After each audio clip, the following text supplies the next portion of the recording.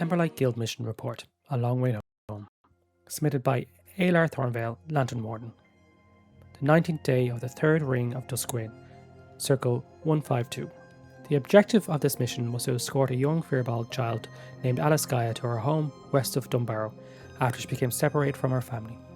The village she described could not be identified on any modern map, nor by local travellers, merchants or city officials. The guild members present on this mission were Alar Thornvale, Reishi and Serenity Falls. During the journey, Alaskaya identified a sample of red earth collected during a previous guild mission for the Haverfield Merchant Council involving a missing caravan and a spatial anomaly. She immediately recognised both the colour and the smell as being familiar to her home. This prompted a review of previous findings and a discussion of the possible connections between the two incidents. Through recollection of local geography, we identified an abandoned quarry located between Varan and Dunbarrow known for its iron-rich red clay. While Alaskaya did not recognise the quarry itself, she believed it sounded familiar and potentially close to her village. Further examination of the maps revealed an abandoned shepherd's path leading the same general direction. Notably, the path terminated without explanation and appeared to lead nowhere. The following morning, we followed the route. As we travelled, increasing signs suggest the existence of a settlement no longer present on modern maps. We noticed many buried worked stone beneath vegetation, unnatural tree growth patterns, ancient field boundaries visible from elevated observation, and foundations and structures hidden beneath earth and time. The evidence strongly indicated that a village had once stood in the area. Upon reaching the apparent centre of the site, Alaskaya declared that she had returned home. Moments later, she became overwhelmed by extreme distress. Environmental conditions changed rapidly. Heavy rainfall began despite no prior indication of a storm. Ground tremors were felt throughout the area, and the sound of a powerful river became audible despite no such river existing nearby. As the event continued, Alaskaya appeared to relive a catastrophic memory. Through further investigation, it became apparent that the village had been destroyed by a flood and subsequent mudslide many years ago. Evidence throughout the landscape supported this conclusion. Entire structures had been buried beneath displaced earth, leaving only fragments visible above ground. Serenity's observations from an elevated position confirmed the presence of at least one buried structure beneath the hillside. Reishi provided comfort and care to Alaskaya throughout the event while continuing observations of the site documenting its layout. The location appeared saturated with powerful residual emotions tied to the deaths of the village's inhabitants. Through magical investigation and communion with the land, I perceived countless emotional echoes embedded within the soil itself. Fear, grief and loss remained present long after the disaster had passed. Most significant among these echoes were Alaskaya's parents, who had been searching for their daughter during the final moments of the catastrophe. It became apparent that Alaskaya herself was not a living child separated from her family, rather a lingering manifestation of memory, grief and unfinished remembrance tied to the destruction of the settlement. The village had not been forgotten by those who died there. It had simply never been remembered by those who survived elsewhere. Upon recognising and acknowledging the truth of what occurred, the land began to respond. Grass and flowers emerged across the hillside, outlining roads, homes, and pathways long buried beneath the earth. The shape of the settlement became visible once more, not in stone, but in living memory. Alaskaya expressed gratitude that her people had finally been heard and remembered. Shortly thereafter, her form faded peacefully. A flowering plant with deep red petals remained where she had stood. We identified the lost settlement as Mount Collins. Evidence suggests the village was destroyed by catastrophic flooding and mudslide many years ago. The event appears to have removed the local settlement from local memory, maps and records, leaving only fragments behind. Through investigation and acknowledgement of the tragedy, the lingering emotional echoes attached to the site were finally allowed to rest. The area no longer feels burdened by unresolved grief. Reishi and Serenity documented the surviving layout of Mount Collins to preserve a record of its existence. I recommend the Guild archives to be updated to include all recovered information concerning the village so that its people are not lost to history a second time. On a personal note, this mission served as a reminder to one of the Guild's most important responsibilities. Not every lost thing seeks rescue, some seek remembrance. Mount Collins was not hidden because nobody could find it. It was hidden because nobody remembered it. Alaskaya did not lead us home so that she could be saved. She led us home so that her people could finally be known. The world is so diminished each time a story is forgotten. The people of Mount Collins deserve better, and I trust that the Guild will remember that. Alar Thornvale, Lantern Warden, Emberlight Guild.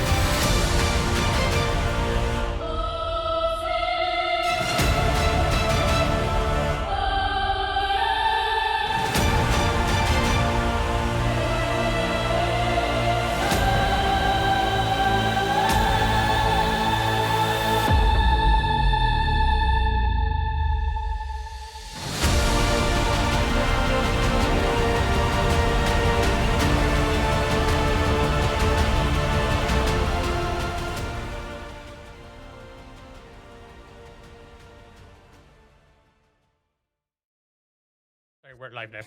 Sorry, I panicked. I pushed the button. Hi. Sorry, I was like, oh, I think we're supposed to go live now. And we weren't. I still had a couple of seconds. So sorry, but we're live now. Oh. We're live. Sorry, I was like, oh crap, the logo. Never mind. Sorry. Okay. We've had a hydration check from the Def DM Tony as well. So if you don't have a beverage next to you, you should, because Ireland's in a heat wave and we can't cope. Yes, I do not have a beverage with me currently, but I will get one after break. So thank you for that, Tony. Apologies for the abrupt start, but we're here. Well, technically we started like 6 minutes ago, so it's fine. I just pushed the wrong button. Welcome to the latest episode of the Emberlight Saga and the concluding part of Howling at Blue Pines. Tonight we finish out the tale of the Broodmother, Kalan, the missing kindling, and the events as Grablina, Chernos, Dax, Maliki, and Yanara experienced. I was about to start playing the game. I was like, no, there's stuff to do first. Before we dive into that, a couple of quick things to just flag. First and foremost, just a bit of a content warning. The Emberlight Saga is heavily inspired and influenced by grimdark fantasy. We play with some fairly heavy themes, emotional elements, including grief, loss. If these are things that you are not necessarily comfortable with, horror, both kind of psychological and supernatural. Again, not everybody's cup of tea. If they're not what you're looking for, there's plenty of other content out there that you can check out, both from ourselves here at D8 Dungeon, but also other creators in the Twitch space. I want to recap very, very briefly what has happened over the last couple of days for this team of Emberlight members as they traveled south to the Blue Pines in search of missing Emberlight members. The journey was largely uneventful until they arrived at the edge of the forest itself. There, the impact of the lasting dark was immediately obvious. Markings left by Chernos previously has very much had been moved around the forest. They don't quite line up the way he had originally left them. In the first jaunt into the woods, they were quickly met with the shifting lands. The forest itself seemed to want to expel or crush those who had entered. Through some quick thinking, Grablina was able to secret the group away from the shifting lands, hiding them inside a small pocket dimension. And when they emerged, they did so in the well of a burrow, and they found a kindling member by the name of Pip Greenbottle, known to all, but probably the closest to Grablina in this current party.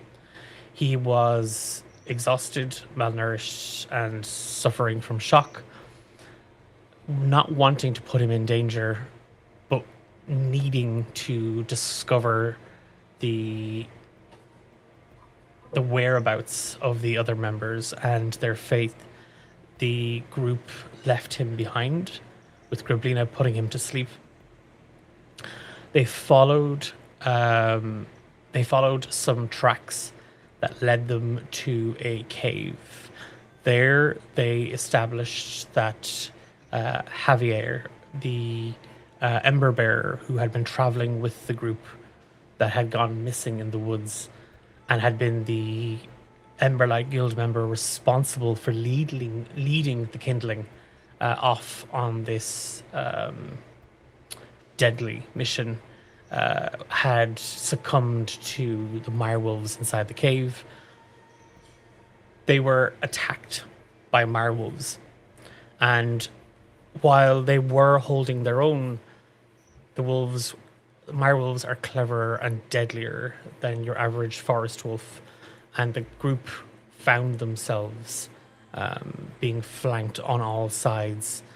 Dax sensed two oppressing forces moving through the woods at the same time. Drawing closer to them, one made itself known, and when it did, it summoned a pack of wolves to aid the group. A fight ensued, and not quite trusting the stranger who had appeared, Gribbelina and Yanara had attempted to hold them at bay, reveal them in some shape or form. Defeating the mirewolves, but alerted to a second threat, the stranger fled looking for something. The group discovered that what they had been tracking had doubled back and had been making its way to the burrow where they had left the young halfling. They arrived to find the burrow practically torn open, with the remains of Pip Greenbottle left. A single arm ripped violently from his body, pool of blood. The stranger revealed herself to be Kalan Murcroft, a lantern warden and seasoned veteran of the guild. Affected by the lasting dark, her presence tainted, mired in sin, she turned to the others and said she knew the whereabouts of the creature known as the Brood Mother, the creature that had killed Pip and would continue to turn the forest into a mirewolf haven. The group left with Kalan and her wolves to track the Broodmother down and put her down once and for all. That is where we left our last session. And tonight, our story doesn't begin on the leg of that journey, the hunt deeper into the Blue Pines forest. Our story starts 2 days later. The morning after Griblina, Chernos, Dax, Malaki, and Yanara have returned to the guild, with none of the other members in tow. Word spread quickly amongst other guild-like members and volunteer staff. Kindling, Ember Bearer, and Lantern Warden, all slain, all lost to the Blue Pines Forest and the Mirewolves. Not wanting to press, not wanting to further harm or inquire, Orowine and Valara had said that the recording of your mission would take place the following morning, giving you a chance to recover, to rest, to fill your bellies, and to find a little bit of comfort. The morning comes, and for some of you, sleep was hard to come by. You were summoned, each of you, to the Emberlight Guild Council's office. It's a spacious little office on the same, like on the ground floor. It's an annex of the forge, the guild's meeting hall, but it's a private space for the hearth, the mantle, and the grate to discuss, to run affairs for the business, for the run affairs for the guild, and at times like this, get an understanding of what happened out there. And with the loss of that many Emberlight Guild members, Valara has joined Orowine this morning. A round table has been set up, and when you enter, you find them not set side by side, set kind of at opposite ends of the table. There's a small tray with some cups. There's a large silver teapot. There's 2 large jugs of water all set up. And Orowine is... he's set very tall in a chair. There's a large book open in front of him. And he holds no quill. There's no ink pot. When he records through his hands. The words are magically scrawled across the page as he sees them, as he hears them, as he feels them. He inscribes the events as they are told to him.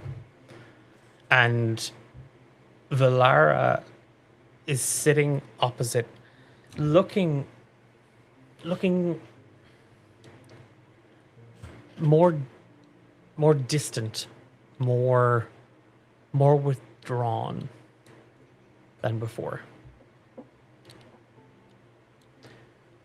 Seeing you're not all going to arrive at the same time. Yanara,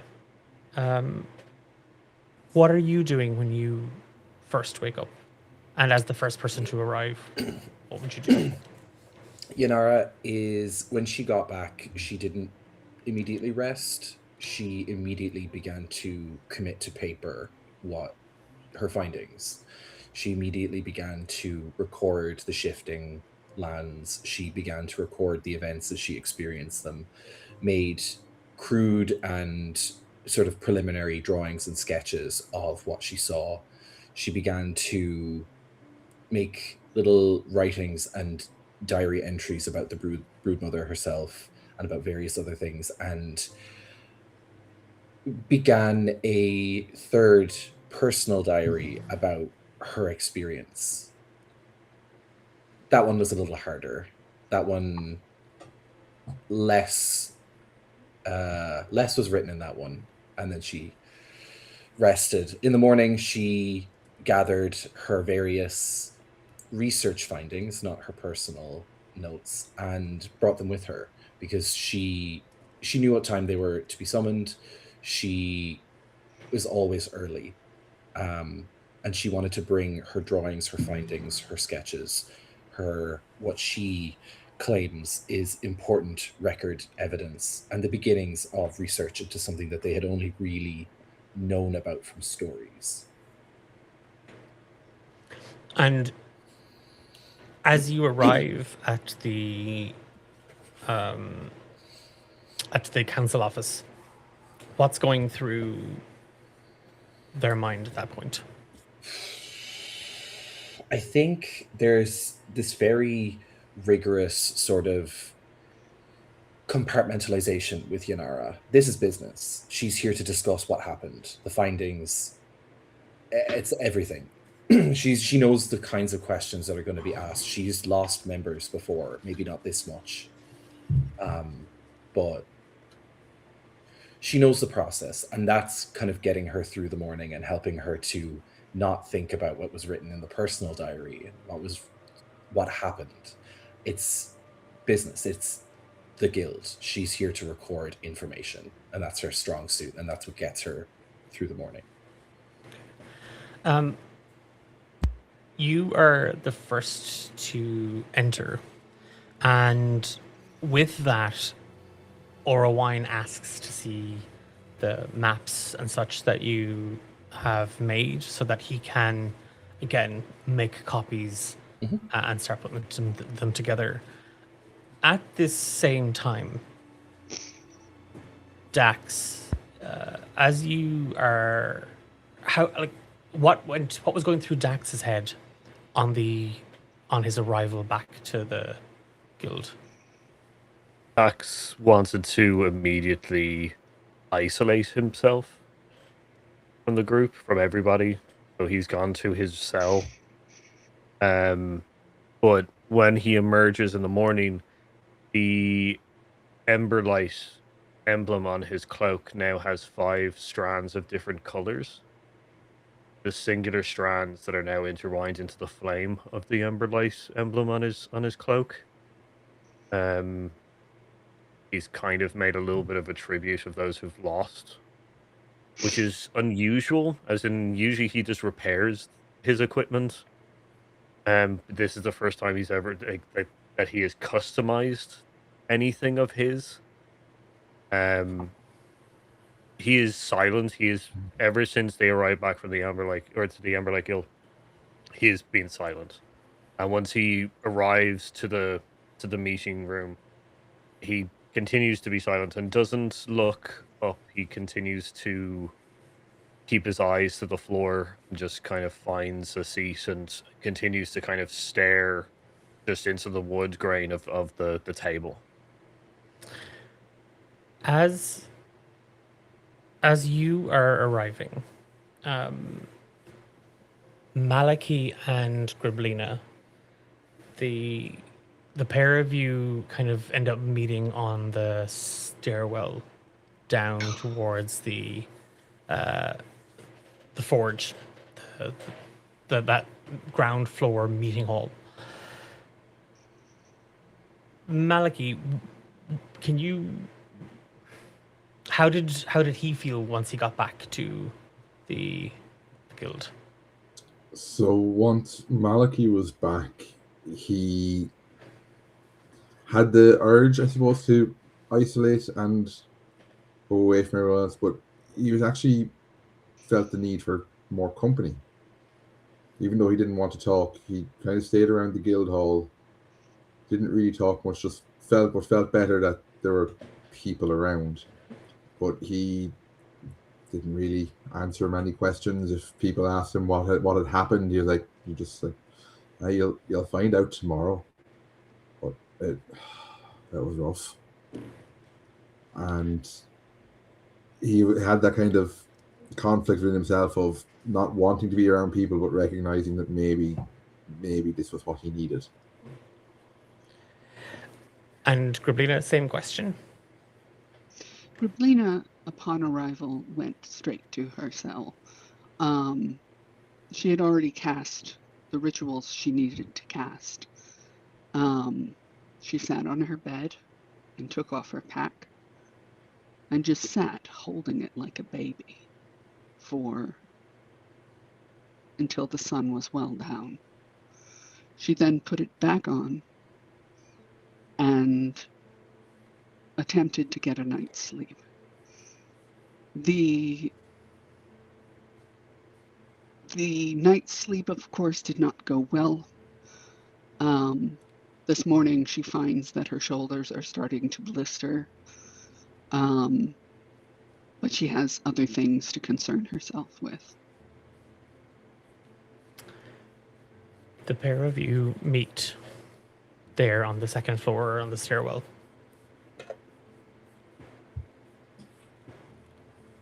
Morning, Griblina. Trust you're well rested now. I say nothing and gesture him down the stairs. With a big grin. No, I insist. After you.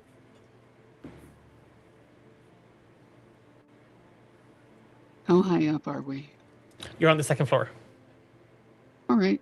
I'm going to climb over the rail of the staircase and climb down on the outside of the stair.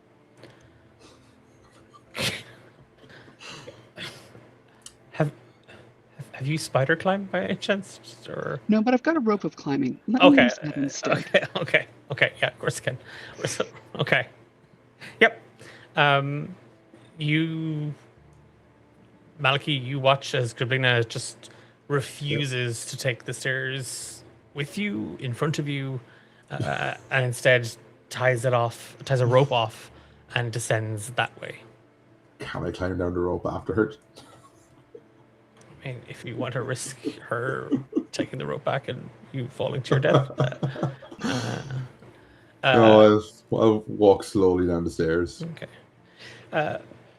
Chernos, from the floor above, you heard Malachi and Griblina, their brief exchange of words. When Chernos got back with the others, what did he do? I think when Chernos got back with everybody, he would have wordlessly left the group and went directly to one of the quiet rooms that we use, perhaps in the library or the archives, to work on some of his drafts. After some of the events in the forest, he had some inspiration for some of the projects he was working on and wanted to get working on them immediately. So that he spent most of the night doing that and then relaxed rather peacefully. The day was behind him, the events were behind him, and all there is forward. And do you make an effort, or does Chernos make an effort to catch up to Malachi or Griblina? Not at all. Okay. One thing he would do, though, actually, is he would try and use some of his channels to get updates on anything that happened while they were away. Specifically, was Brothers Lake occurring concurrently with our events? They will arrive back today. So yeah, Today. Today, okay. yeah, yeah. And they traveled much further than ye would have, so they will be back soon enough. But you would have learned of. I mean, there are 34 children currently in the guild. Old Bill, Firin, and Inez offered. Well, it's not fair to say Old Bill offered. Inez and Firin offered board to the kids until they could find a space. So there are. Right. You've learned that the Church of the Vale had recently visited, and there'd been a proclamation made, not so much a question or a request asked. They have acquired a large space on the eastern side of the city to begin constructing a community kitchen, hospital, and a temple. So there's a lot more activity.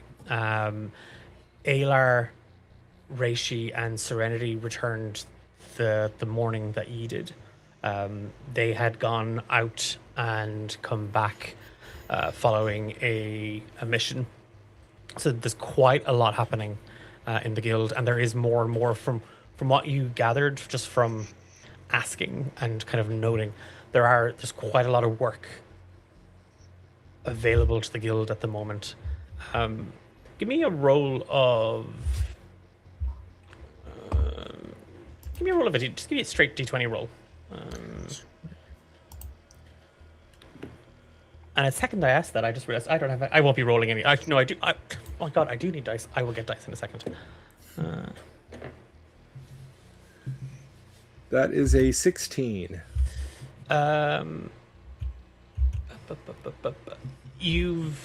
You have learned that in addition to all of that, you have learned that quite a number of groups and individuals have already gone into the Varan Royal Vaults. Right. Nobody has come out. Yeah, they're dead. But okay, and would have word preceded the party from Brothers Lake that I would know about the losses there, or right now I would know that Old Bill is dead. No, Old Bill is very much alive. He's not dead. Oh, I thought Old Bill died. No. No, we made a That was a No, we joke. made That was a jokes. joke. That was a joke. That was a joke. He's not dead. That was just a joke. Oh, okay. And your character has Um, not died again. have there been any other significant losses that I would I would have discovered? imagine the Felicity, Aurana, Diego, and Sarah's daughter, Yeah. who went to Little Brother Lake. Right. I would imagine that death has been communicated to you. They did have a sending stone, so I would imagine this has been communicated to Orowine and Valara back at the guild. So yeah, that's known. Okay. Fair enough. Well, yeah, no, Chernos would not try and catch up with Malachi and Gerblina. He would Saunter arrive. in. Yeah. And you like it is as the last person to arrive, Valara just kind of looks up at you, and she gestures to the last seat. It's next to Dax. Very well. Now that we're all finally here, I am glad the five of you have returned. Though I am somewhat dismayed that we have lost so many. This, and she kind of looks to Orowine, this recording is to get to the heart of what happened. We are not here to point blame. We are not here to judge. Through your eyes and experiences, we wish to gather all that happened. And the morning begins actually with questions specifically for Chernos and Malachi about a quest you've already done. That quest about discovering, confirming Mirewolf, and not to kind of catch any discrepancies or anything like that. Purely from this quest is directly tied to what ye went out to do, and likewise, ye managed to gather data about Kalan's quest with the kindling and Javier to kill Kari with the medicine. So it's very much about taking those two different quests and trying to tie them into what you were sent out to do. As the morning passes and the questions can become more about the events the five of you experienced once you reached the Blue Pines, the questions become a bit more open to the group, open to people adding their 2 cents and their what they felt happened. And right up until the group made their way to the Brood Mother and her lair, at the mention of Kalan Murcroft, a brief recess is called by Valara. It's a chance for ye to rest. It's a chance for ye to get some food. It's a chance for ye to talk. But she leaves the room abruptly. Orowine follows behind her, taking the book with him. And before we proceed with the rest of the recording, the five of you are set in the council chambers around that table.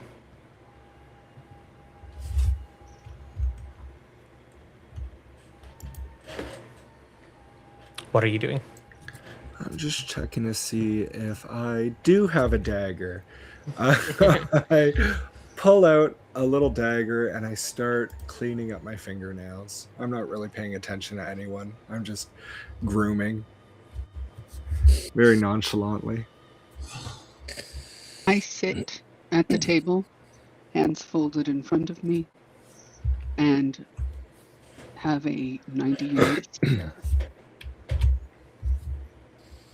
Yanara is sitting with Aika on her shoulder.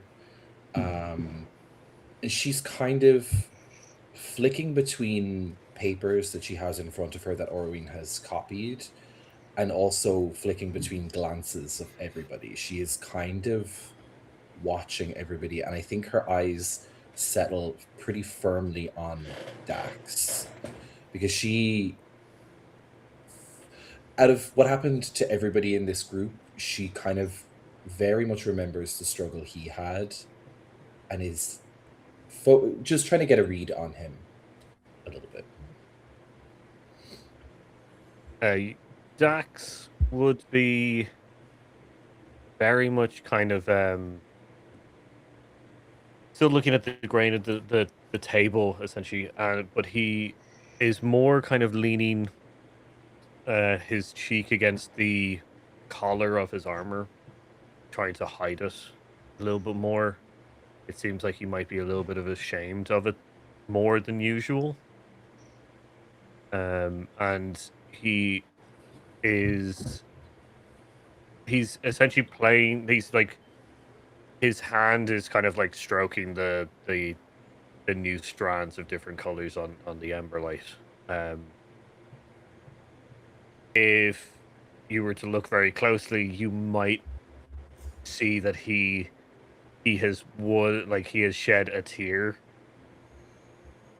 and is desperately trying to like cover that and trying to not juice more. She considered asking him about the cloak, but seeing his disposition, I think she bites her tongue a little bit. Griblina, if I may, speaks a word and a breeze blows against Dax's face, drying the tear. Oh. But she doesn't admit that she did it. Can Chernos perceive that? Probably. Do you have elementalism? Nope. But I do have a pretty You've high got Arcana. You can probably figure it out. Can Maliki, what are you doing? Maliki spent the time watching how everyone else was reacting to what was said, how they answered, what they said or didn't say, and now that they're on their own, he's looking around. He's kind of just waiting for someone else to talk. Nobody does. He'll, right, well, I'll make tea then, will I? Just deflecting away from himself. That would be good. Appreciated, Maliki. Sugar? Anyone? No? 2. 2? Aye, okay. Well, watch that stuff. It's not good for you. Does anyone else require sugar? I feel like when Maliki offers the tea, Chernos would probably say something along the lines of "You'd likely burn the leaves" or something of that nature.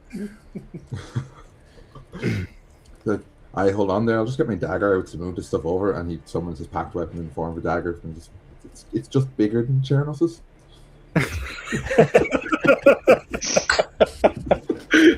Chernos wouldn't even look up. He's still just scraping out those nails.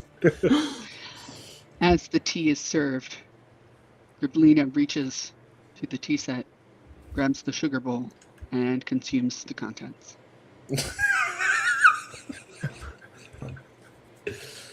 Maliki makes 4 cups of tea. Yanara, between sips of tea, just kind of lets out a sigh So, how did we all sleep? Before we answer that, you do have to describe the tea. It's bitter, isn't it? The tea is very sweet because there's 2 sugars in it. Other than that, the reason she asked for 2 sugars is because Maliki was making the tea. She does not say that. She did not expect him to do a good job of her tea, so she was like, 2 sugars will do. But she does set it down and presents you all with the question.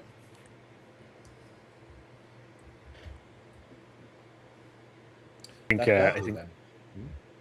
think Dax is going to like kind of reach for the tea, and when he does, he like stumble, like kind of clumsily, kind of like spills it, and immediately just gets up and just kind of like goes over to get some cloth to wipe it, and he's just like, I haven't slept. Unsurprising, but you should if you can. Soon. I rested quite well. We are unsurprised. Took the words right out of my mouth, Lena.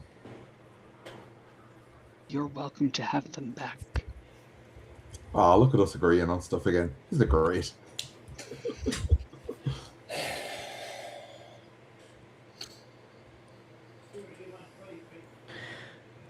With a little more said or exchanged between the 5 of you,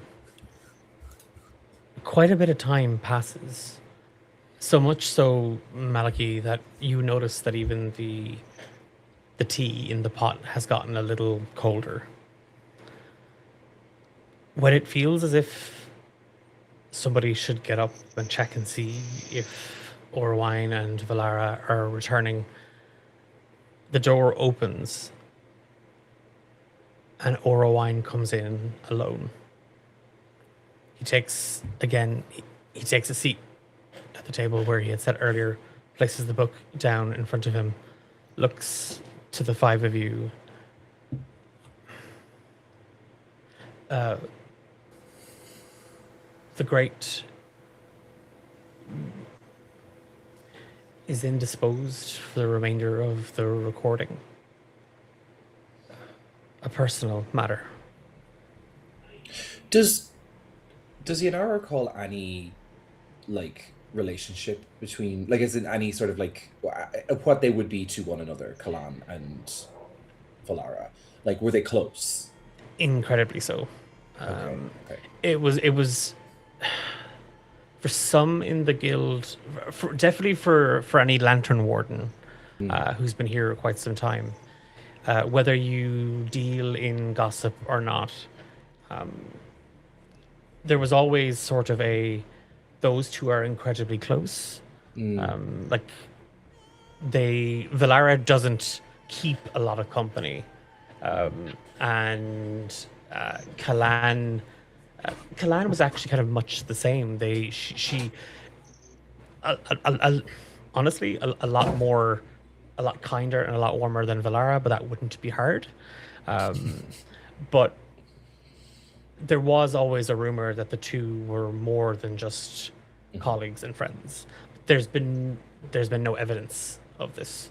But on hearing that Kalan had become tainted, she had to excuse herself. Of course. Yanara understands.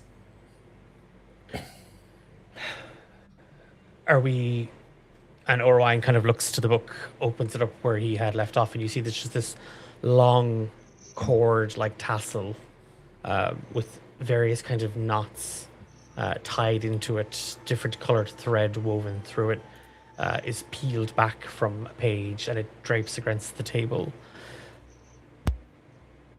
Are we ready to resume the recording? Please. Aye, let's Indeed. get on with it. Dax takes the seat again. And he kind of You see him kind of check back between the pages. When you first entered the Brood Mother's lair, what told you this wasn't just another wolf's den? It was obvious from quite the distance. Kalan took us and pointed it out. I should say the husk of Kalan. But any fool would have been able to follow the path of split earth that led there. There was evidence. It was sighted at the bottom of what appeared to be a caldera. It was a hole within a hole deeper than a hole, and it dragged the earth down with it like a drowning man. Closer, none could have thought it was a wolf's den. It was off. It was darker than it should have been. It looked less like a place for an animal and more a home for shadows. As we approached, we could smell it too. The expected, the blood iron smell. That was no surprise, but there was more. There was the yellow stench of putrefaction, which any normal animal would not tolerate for risk of illness. Something eye-watering like ammonia, but not quite, suffused the air. As we picked our way through the jagged rocks outside, a low, sibilant sound increased from nothingness to... It wasn't until we reached the den's entrance, where the iron overwhelmed and the ammonia blurred the eyes, that the darkness stood before us like a solid wall, that we understood the sound. The den was breathing. Malachy slipped on a rock outside, and it clattered down the scope and deep into the pit. But the breathing paused at that, only to come back louder and more ragged. The den itself knew of our presence and surely had told its inhabitants. As the five of you stand there, Kalan just shooting daggers at you, Malachy, and your footing. There is your eyes sting, your nose burns, and there is a retching feeling in your stomach. Can all of you make a Constitution saving throw, please?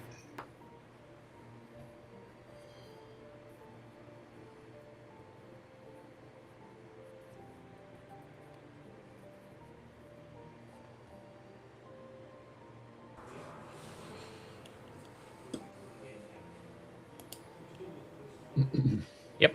That 18. that would be a 9. 21. 12. 6. Okay. So, Malachy, Chernos, and Griblina, on a fail, you have disadvantage on perception checks while in the cave. Kalan looks to the five of you, and you see even she brings one of her hands up around her face. And when she does, you notice the fingers, they're a little too long. The nails black and jagged.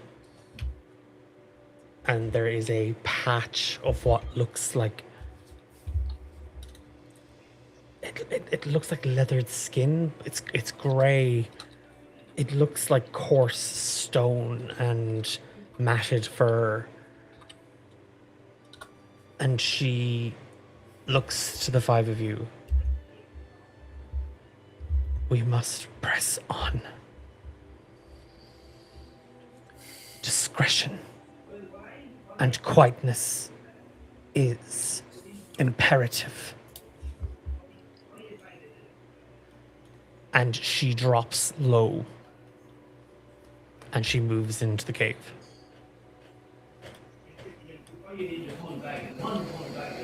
Ooh. This is what Chernos imagines Griblina's cell smells like.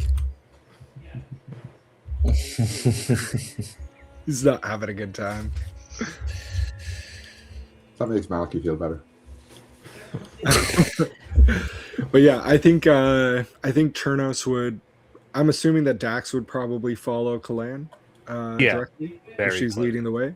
Yeah, I think Chernos would probably follow right behind Dax. Yanara would take the center and, using her final second level spell slot, would cast Pass Without a Trace, heeding Kalan's words. And Griblina will form the tail of the party. How many people does that? Anybody within the radius. Anybody within the radius. Okay. So it will affect Kalan as well if she wishes, if she's in range. Oh yeah, no, she is. She it's important that we she seems on edge.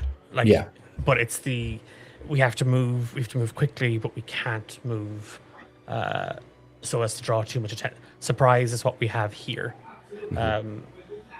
As the five of you enter,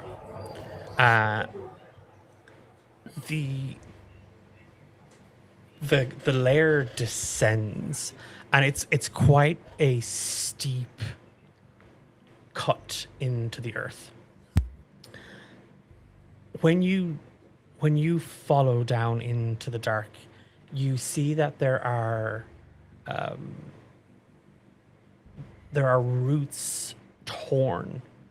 There are rocks that have been scarred with thick cuts. The ground is wet, and at first it's mud. It's wet with water from the earth.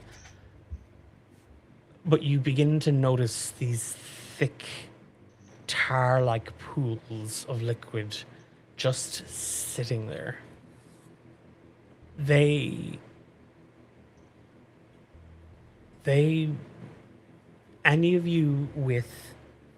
caster with a passive perception of 14 or higher, you can feel power emanating from them.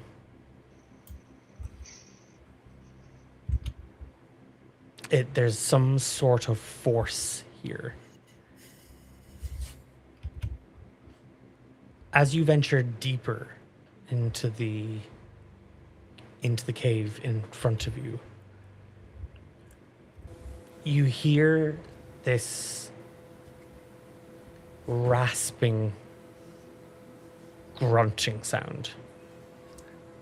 Really quickly, sorry to interrupt. Yep. But, do I recognize this liquid? Because I would detect the energy. I've got a passive of 15.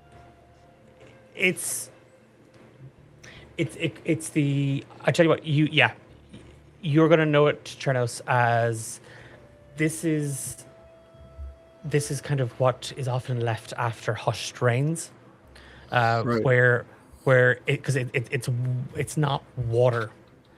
This is something that has a tendency to mutate.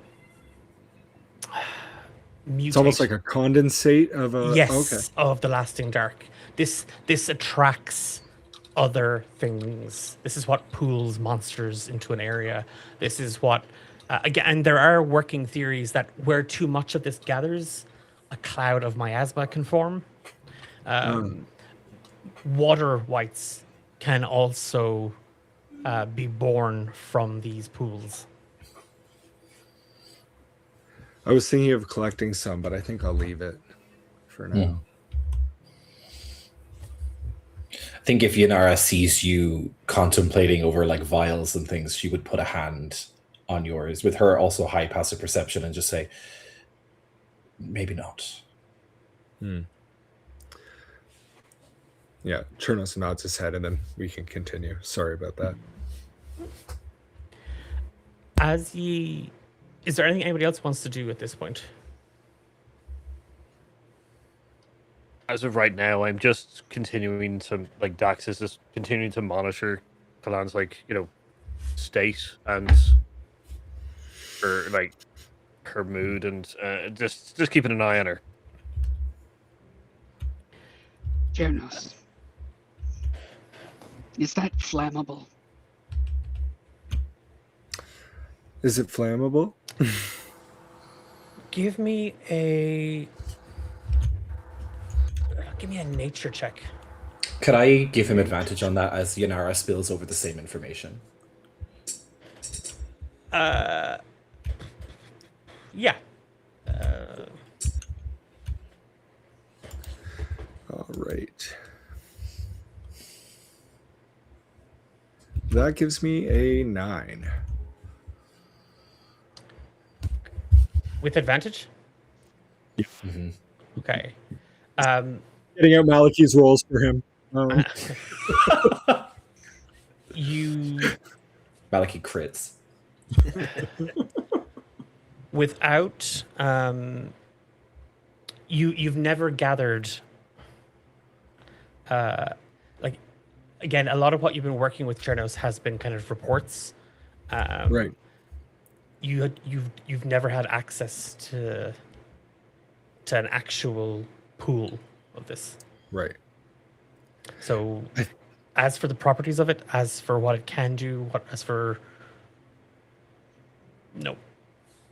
All right. I think I'll turn and look at Griblina, and rather than give an answer, I go, shh.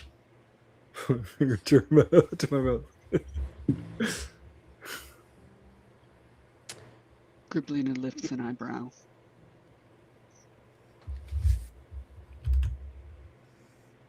Dax, give me an insight check. Just as you're keeping an eye on. I got 13.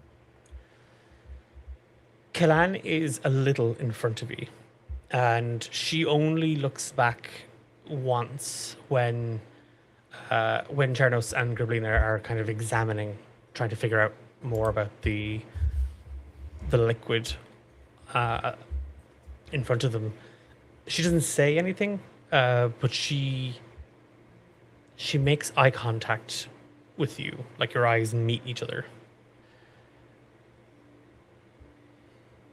And you, down in the dark of the cave, you see Kalan. You don't see a sinner. You don't see a tainted creature of the lasting dark.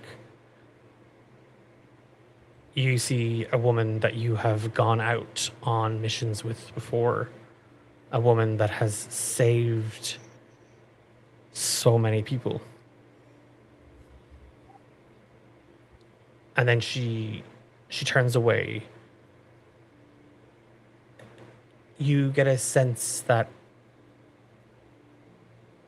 she's utterly terrified. She's also really terrified. I think seeing that kind of vision of Clan, like, kind of to their normal self, I think Dax is going to reach out their hand and just kind of put it on their shoulder, like, to steady them. And, like, it's going to feel when they place their hand on Clan, it's going to feel like there's like a tightness in his chest, as like his entire being is screaming to end this thing, but he can't reconcile with like the feeling of what he's meant to do to what he is seeing. And I think he just just squeezes slightly and remembers that, you know, this is an Emberlight. This is Dax essentially starts to envision the light that's in them. Give me a wisdom saving throw. Ooh, that's not good. A 3.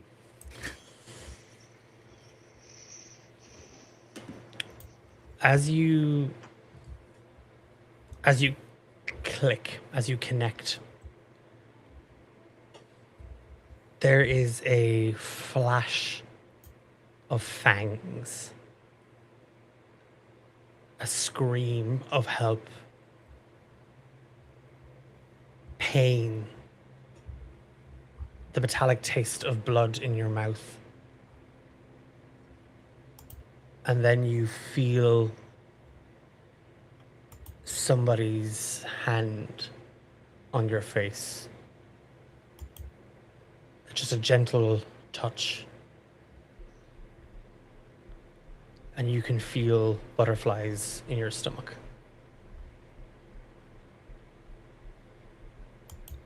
Kalan moves a little in front. And then Orowine just clears his throat. I understand the climb down into the lair was quite long. I've also learned some of the staff shared little bits that you spoke of. What forced you all to split up?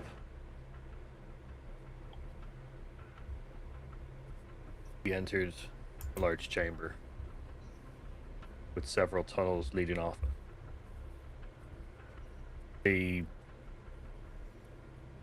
presence of what we were hunting was thick in this area, but we saw shadows moving around the tunnels, and as we kind of moved closer into the center of this, we heard a scream from Pip. Me and Kellen turns and knew immediately that it was a mirewolf mimicking the voice, but before we could stop anyone, Goblina had raced off down that tunnel. After that, several other voices came from different tunnels, all mimicking the party that we were there to find. Reza, Cherno,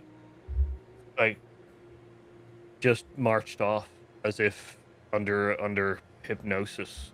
We screamed and called back, but just before we could, the tunnel had closed. Brick and Brack,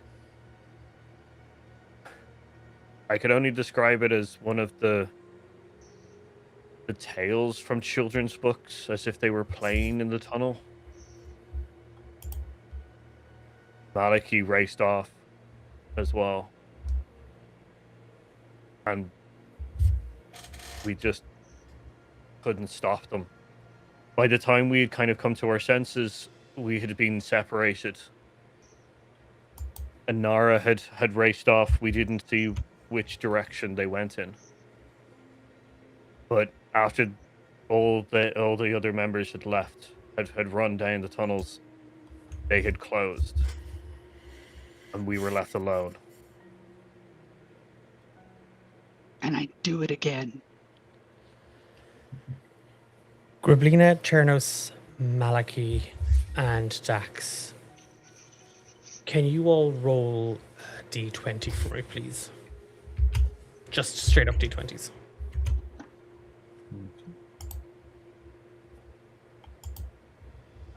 14? 8. 9.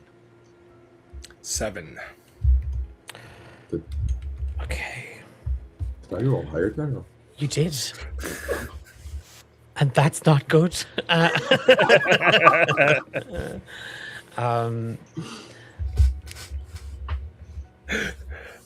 It doesn't stop.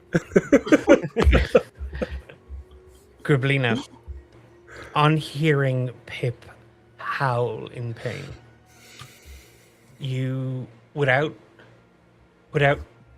without thinking, without second guessing, you burst into a run. You hear Kalan and Dax shout out to you as your feet just move and you find yourself tumbling down through a narrow passageway. The sound of stone and gravel roiling and falling, collapsing as you hear the tunnel behind you closing. You can hear Pip crying further down the tunnel. I thought maybe they took him whole and just left the arm. I moved toward him, toward the sound. I wasn't thinking straight, but I would choose not to think straight again. Give me a perception check.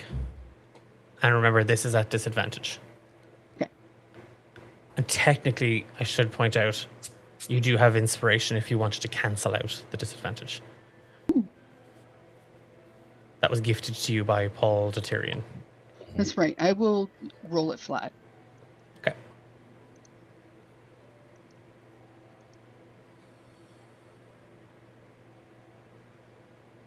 Terribly sorry, maps problems. 11. It's enough.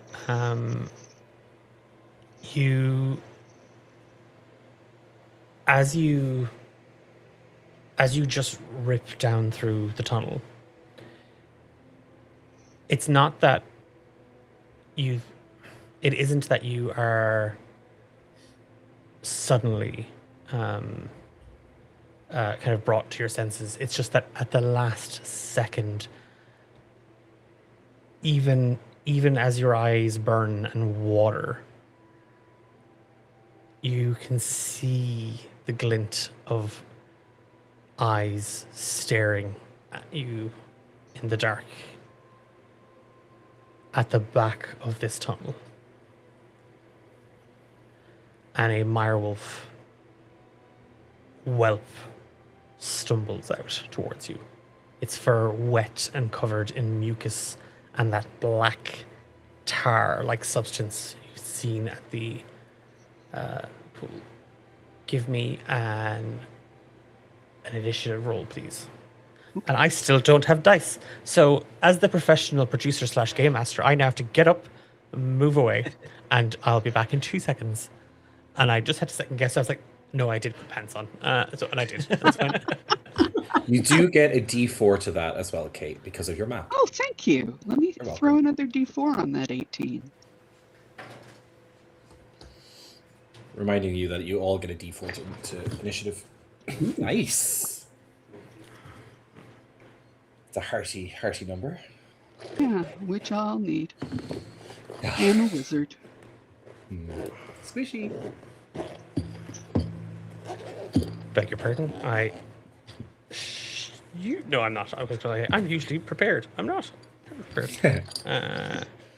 Okay. That for is 22. You got a 22. Yes. Okay, that's gotta be better than mine. I got an 11. So yeah, it doesn't manage to get the drop on you. But you do see this. It's much smaller than the mirewolves in the woods.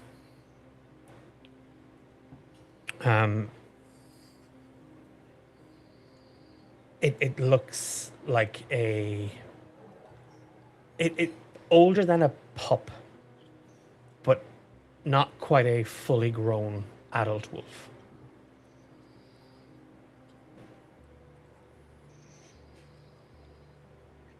I'm going to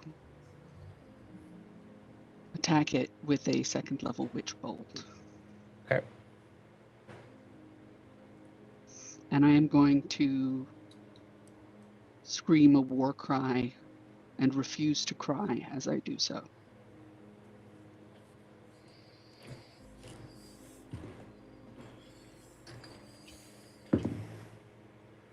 Is that a attack roll or a save? Attack roll. It's a 16. A 16's going to hit. Okay, I'm going to do some damage. I mean, hopefully.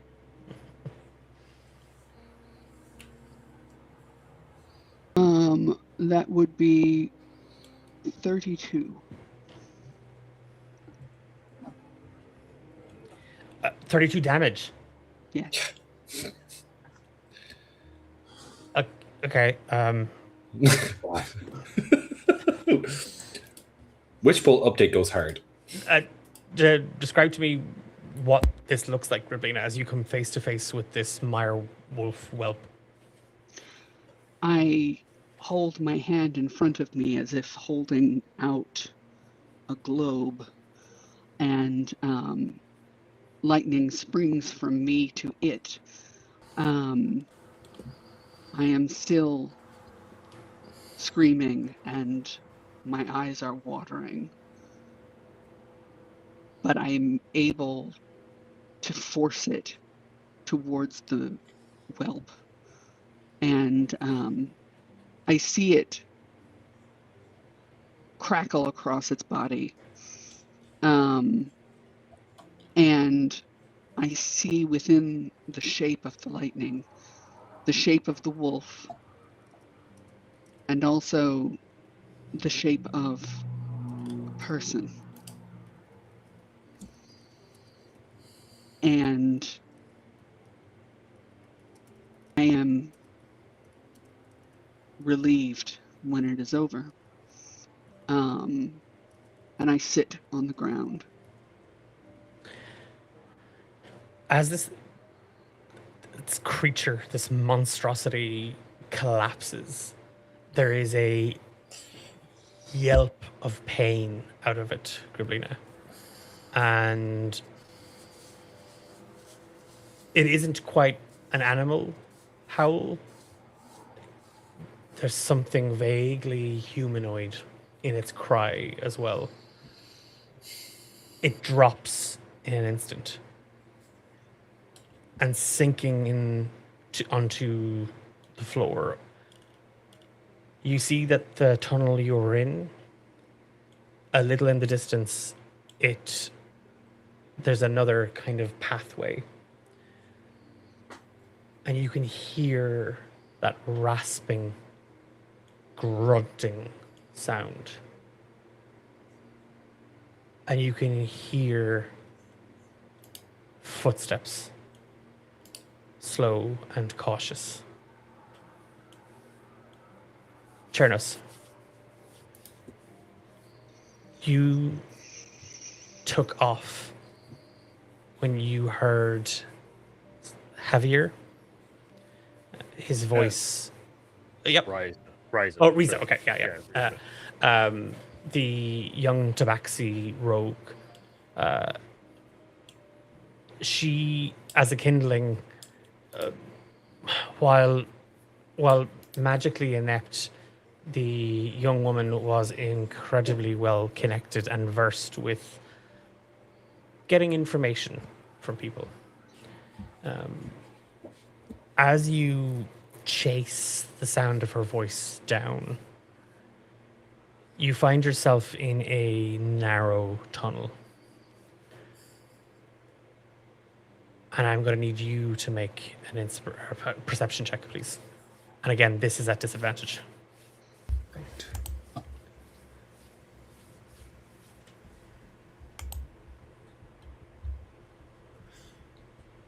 That's going to be a 14.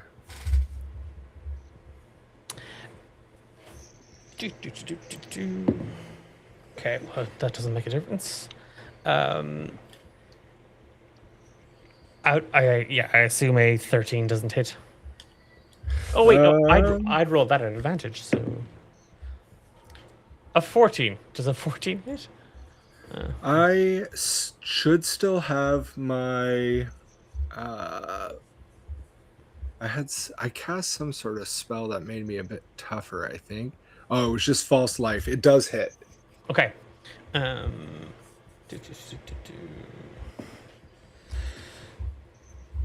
are we at? Take 2 piercing damage. As you are running, just there again, you can see these split antechambers, all these little tunnels that are being dug and kind of scarred out of the rock and dirt. In the distance, you feel this surge of magic, and instinctively you know it is Grublina's energy. She's nearby, and you go to turn the corner when something just sinks its teeth into your leg, and you look down and there is this malformed wolf just snapped its jaws around you. Its teeth rip through your clothing, your armor, and they rip into your skin. Pain shoots up your leg. Roll for initiative. And you were saying that's +4 to that roll, right? Plus 1d4 because you have a map. And we've had another hydration check from Max Exists Now.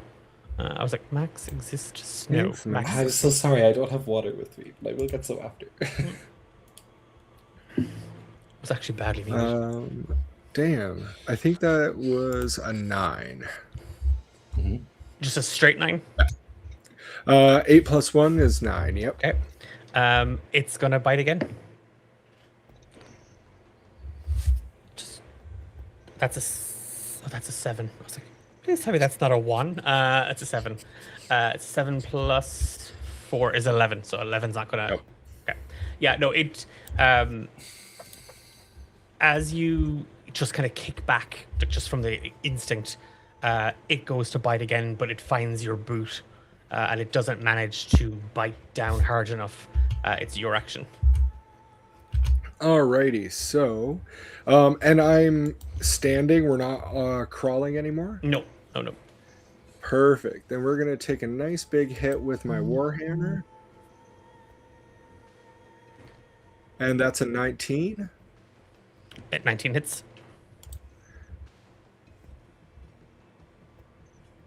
And that is 12 damage. Yeah. Tell me how this thing goes down. And is this where the voice of Riza was coming from? Yes. Yeah.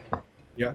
All right. So I take. I feel like I give it a smack with my my hammer and see that it's like pretty well done for, and kind of hear the imitations of Riza coming from his throat, and Chernos liked Riza for the most part. He liked that she had information, that she would share information, and she was clever. Like he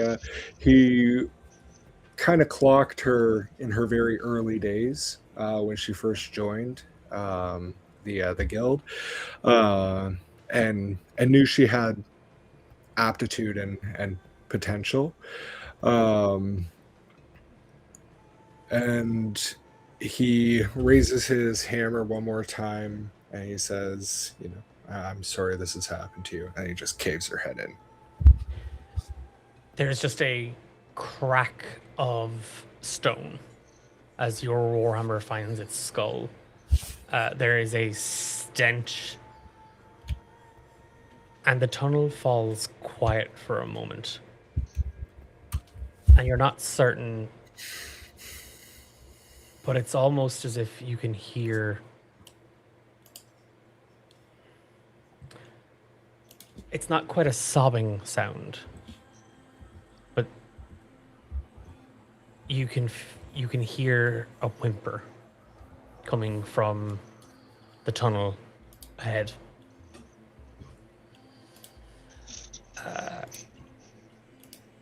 Dax, Yanara, Kalat, watching as Chernos, Maliki, and Grublina run into these tunnels, and they immediately, it isn't that they collapse. You watch as the tunnels completely and totally shift, and the stone, the earth, and the roots roll as the land itself closes off access.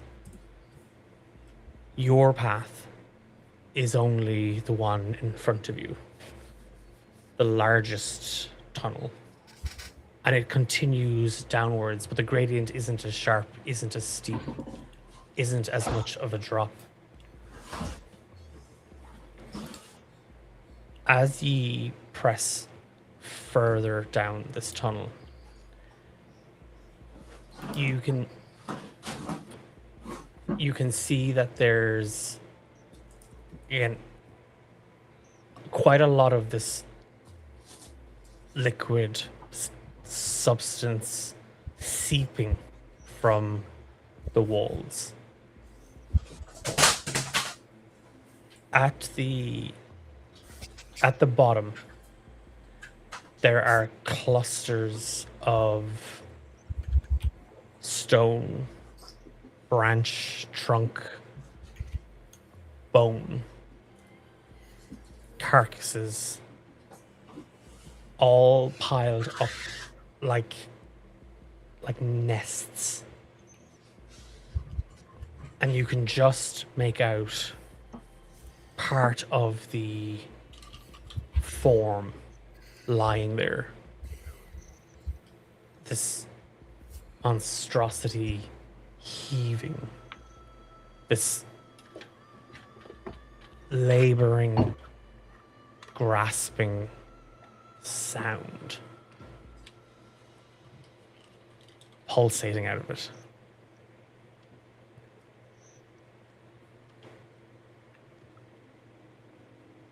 Is this the source of the gluttony? Very much so. The gluttony sin, okay.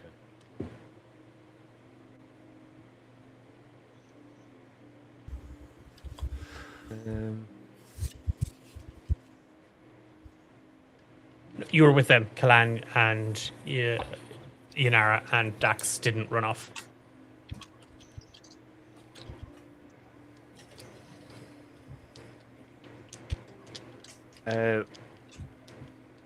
Can Dax look around like quietly just to see if there's any other ways into this chamber?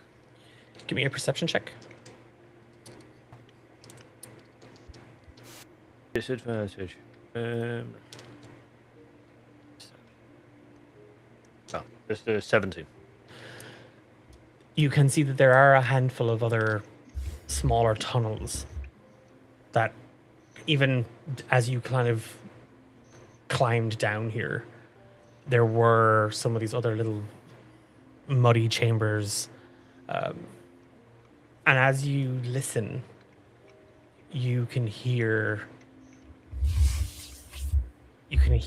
heard Griblina.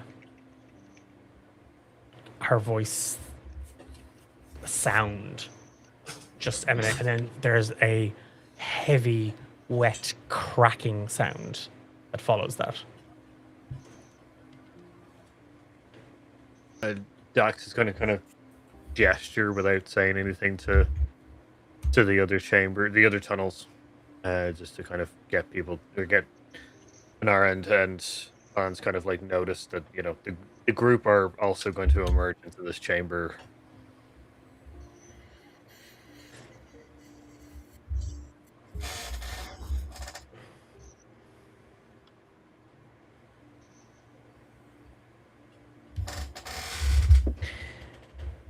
The sounds, it seems like they're fighting something.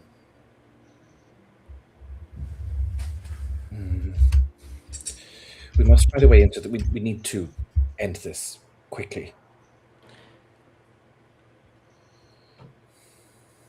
Max takes out his swords and shield and gets ready to essentially charge this thing.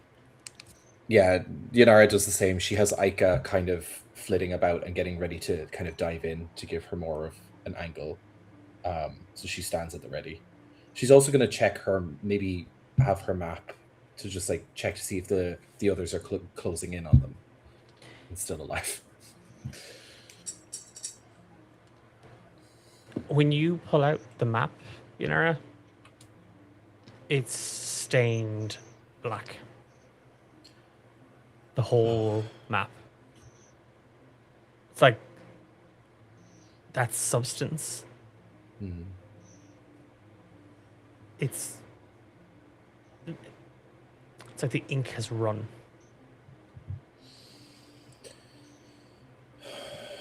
She is like messing with it a little bit to try and get it to turn it off and turn it on again. No, but she's like doing her little like tricks and how she would kind of craft it and create it. And Yanara's simple artificer magics are kind of the color of lamplight. So when she like traces lines across it to try and get it to react or move or do something, it's just these little sort of flickers and sparks of very, very small dim light.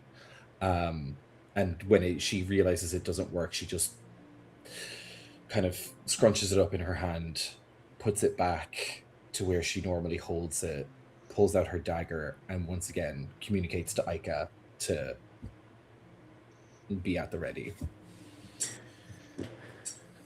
Dax, Yanara, and Kalan, the three of you ready yourselves to attack the brood mother. The creature doesn't seem aware. In this moment, as you feel this surge of adrenaline pulsing through you, Orowan turns, clears his throat.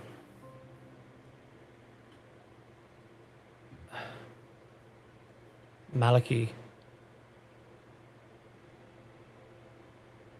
what was the impossible choice that had to be made? Well, there had been a lot of choices that led us up to this point. Some of them were, well, they seemed simple at first, but they were the hardest, like to keep going. We could have turned back at lots of points, and we didn't. But the impossible choice came just as, well, as I understand it, as the rest of them found the brood mother. Kalan, who had led us this far, well, we called her Kalan, but she wasn't Kalan anymore. She was reckless. She attacked. She lost herself to the taint, it seemed like. And our choice then was to follow her, support her, fight with her, or let these two tainted things battle it out themselves. Neither option seemed good, because if one could defeat the other, they'd be strong.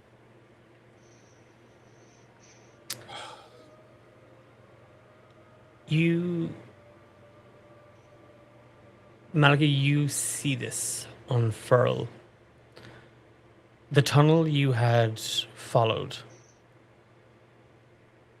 you encountered nothing. The brick, whatever was here has gone.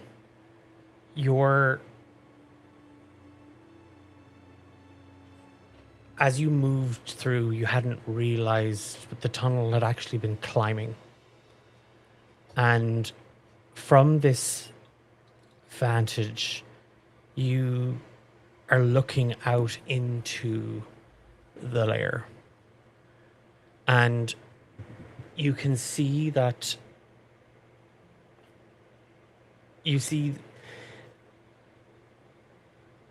the ground, the earth around this horrific site is muddied and mired with blood, and that tar-like ooze mingling and mixing. It bubbles and it oozes and sinks across. You see these large nests made up of twisted bodies and trees and stone and muck. And as horrifying as its lair is, it takes something to turn your face to look at this creature. It is this large monstrosity lying on its side. It looks like it looks like a dead wolf. This ancient creature, part lupin, part urson, part human. Twisted fur and skin and stone, meeting blood and viscera and bone. A muzzle with far too many teeth. Some jagged, broken, for ripping and tearing. Others much smaller, flatter, for grinding, chewing. You can see this skull-like face, the maw of a wolf. One of its eyes, just this milky, swirling color. The other, clearly human. On its side, its stomach is distended, rolled out in front of it, semi-translucent skin.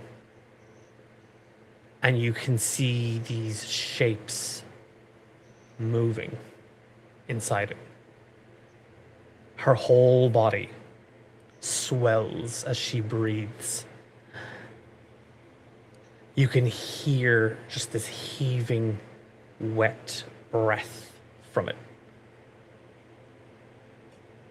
And every now and again, there is this rasping sound behind it all.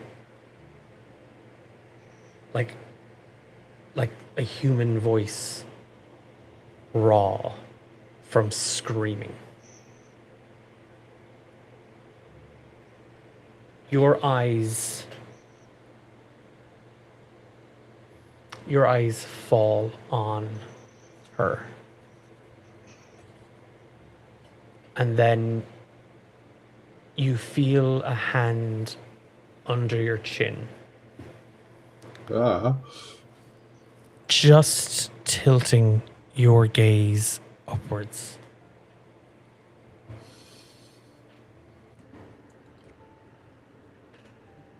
You have a choice again, Maliki.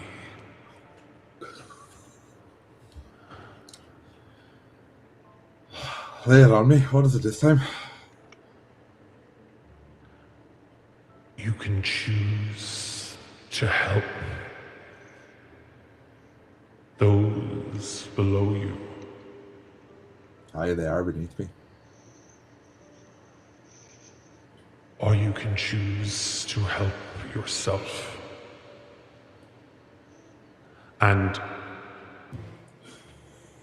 above you, you see this large cluster of roots and brambles, thorns, holding up what looks like barely like it's just this woven nest of vines holding up large pieces of rock.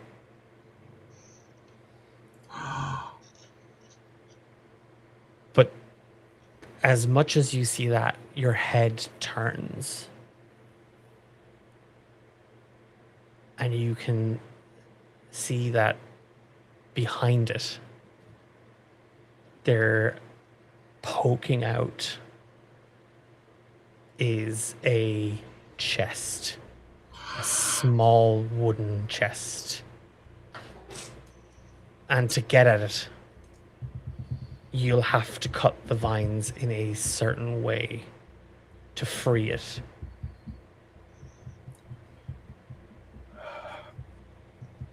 Oh, you're killing me. Decisions.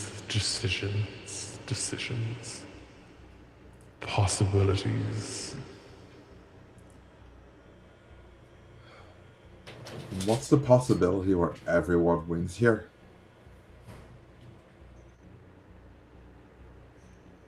We can't all be winners, Malachi. Hey, but that doesn't mean everyone has to lose. Looking at the vines and the rocks, and he said I have to cut them a certain way. Is it fairly clear that the rocks are going to fall? Yes, yeah. But the chest will collapse with it. Is there any way to like predict where they're going to fall? Like, is it obvious that They're going to fall directly on top of the broodmother. look out below? Okay. You're going to cut the vines? Yeah. Okay. At this moment, Dax and Yanara, Kalan just runs screaming, howling into the tunnel. And Dax, you have been watching her closely. Something switches inside her. And she becomes almost feral in this. Her claws, her fingers become razor-like claws. Her scream becomes a wolf's howl. And in that moment,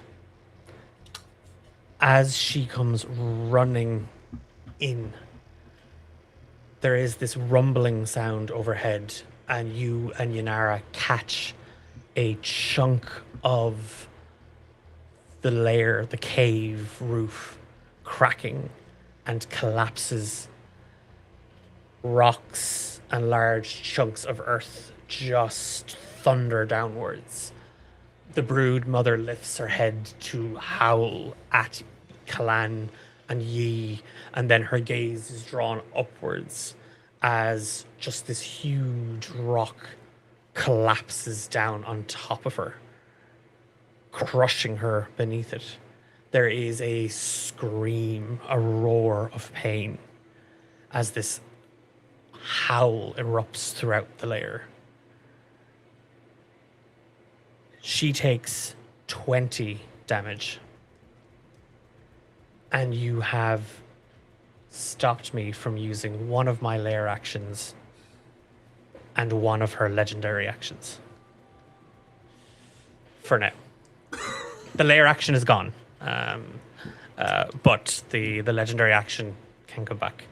Can I get everybody currently here to roll initiative?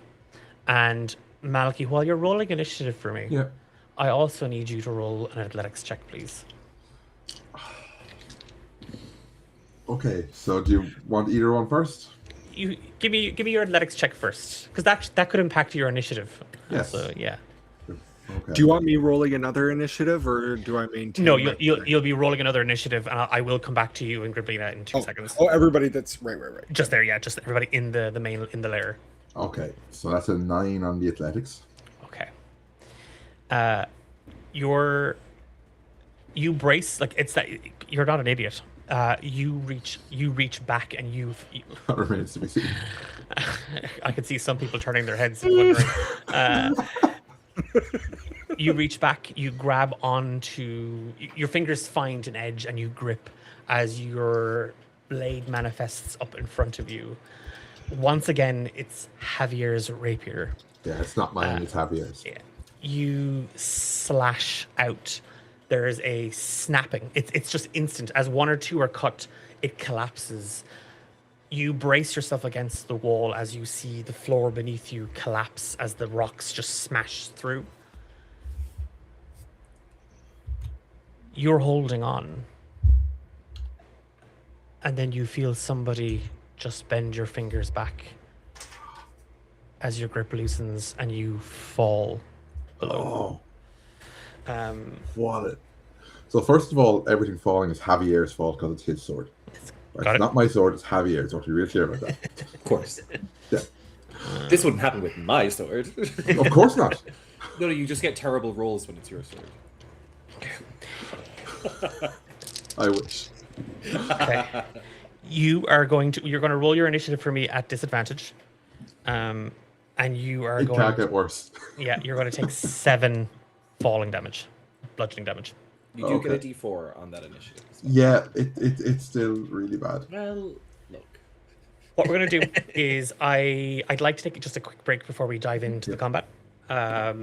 And we'll be back in 5 minutes. That gives everybody here a chance to grab a drink, take a stretch, bio breaks. For everybody in chat, remember to do the same.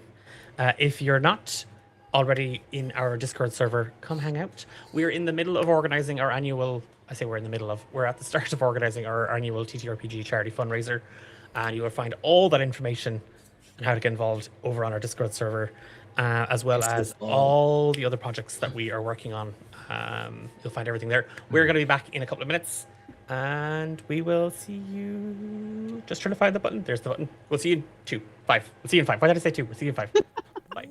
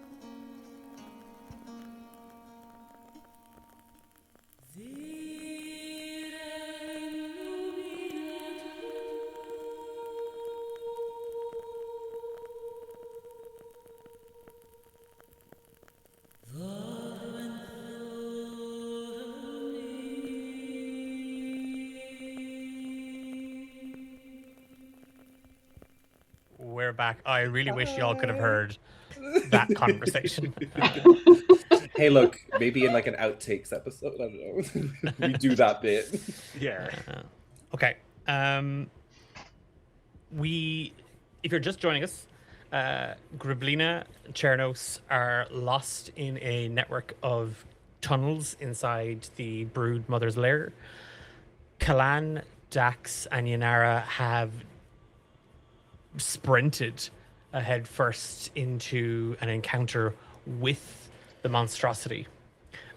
At that exact moment, Malachi found himself in a tunnel above the creature's lair and decided to cut loose some rocks and heavy earth, sending it crashing down on top of the broodmother, including himself.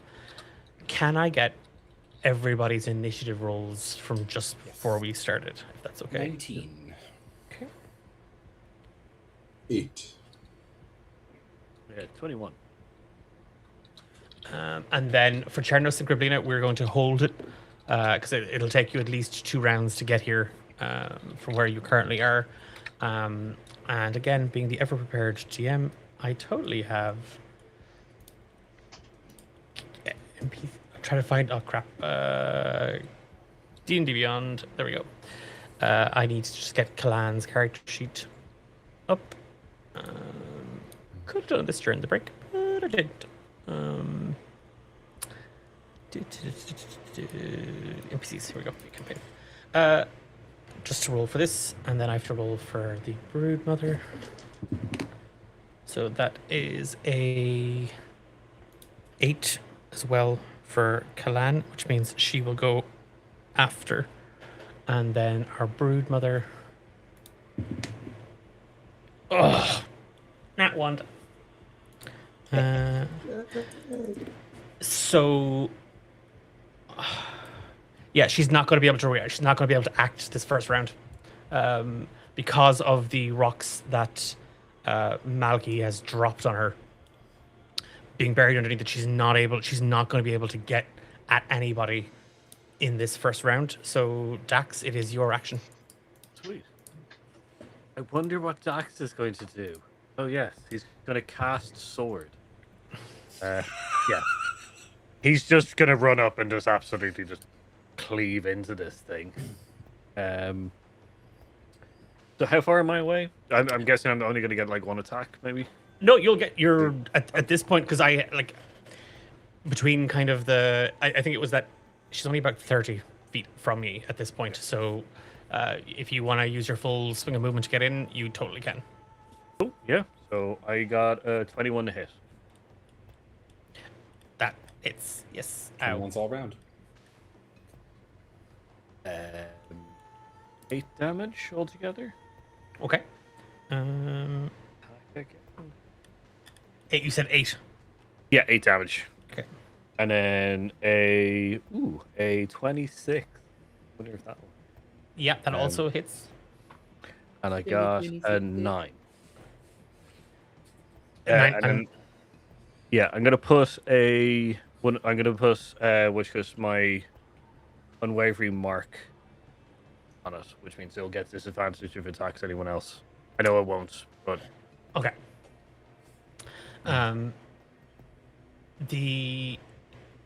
Okay, perfect. You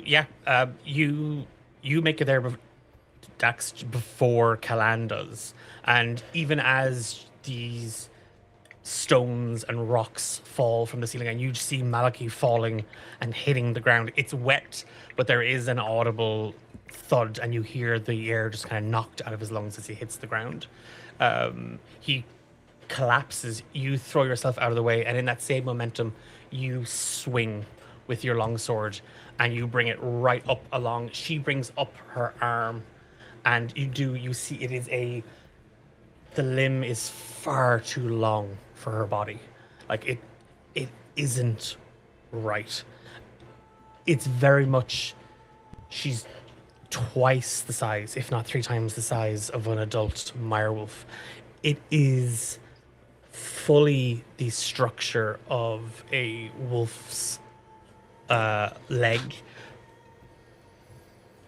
but where there would be 4 claws, there's a 5th, as if it has a thumb, but it is this gnarled piece of bone that she brings up to deflect and defend herself. Your sword finds and cuts deep into it. 19 was Yanara? Yep, that's me. Sorry, Dex, Okay. did you have any other? no, just a bit of flavor would be that Doc's being surrounded by so much sin and stuff like that. There seems to be kind of a weird semi cloud of soot kind of coming off him, just as he kind of gets taken up by all this darkness in the room. Yanara, your action. Cool. As is customary, she teleports back 10 feet with her map magic, just to give herself a little bit better sort of view of everything and be a little bit further from the action. While she does that, she'll send Aika flying towards it to assist Dax, but she is going to cast Fairy Fire on the creature, on this heaving monstrosity, and just catch a 20-foot sphere of which it exists, because I'm assuming it is more than that. Yeah, no. It is a DC 15 dexterity saving throw. It's a nat 20. Well, fuck you. I have not hit with Fairy Fire yet. It's so annoying. But I will end my turn and get Aika to attack then. As well. It's your magic, Yanara. Oh, You throw it out, and the energy feels heavy. It feels... There should be light. There should be... It feels like... Your magic feels like ink on paper. It is... it's like a deep pool of water just eating it up. Soaking it. It is... You feel... And as you do this, as you cast it out, you see one of the pools next to you climb out. Like tendrils of it kind of climb up out of the pool and just shape and twist as if they're tasting the air around you. Oh, Yanara viscerally hates that. As she kind of like steps her way away from these pools a little bit, she just commands Aika to to attack with Dax, and Aika is going to make a spell attack. It uses my spell attack modifier. I don't like that there's not a button for Aika's attack, but we'll do it. That is a 14 to hit. 14 hits. Cool. And I believe it is a... I should learn what this does. It's a d6 plus 2, which is, not great, but it's something. Roll. Do it. That is 5 points of force damage as Aika, flits about and the runes glow again and just a pulse shoots out of her. And Maliki, you see this little fluttering of it looks like soft steel, but it's paper, and you recognize Aika as you're kind of you catch your breath. You kick back. You are almost on top of the Broodmother. You hear Dax just heaving his longsword up and into her arm. Yep. You stand up. It's your action. All right. Yeah. Malachi's first of all, he's going to cast a spell on the Broodmother. He's going to cast Hex. Hex just happens, doesn't it? Yep. Yeah. So she is hexed, and I have to choose an ability score that choose one ability when you cast a spell. Target has disadvantage on ability checks made with the chosen ability. I'm going to choose Dexterity. Okay. Nice. And then I am going to attack with Javier's sword.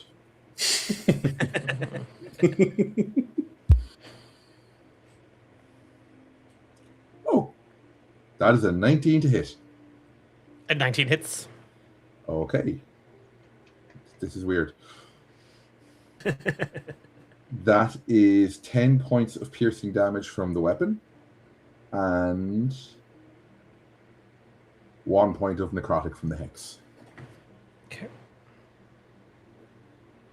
Sorry, what did you say from the weapon?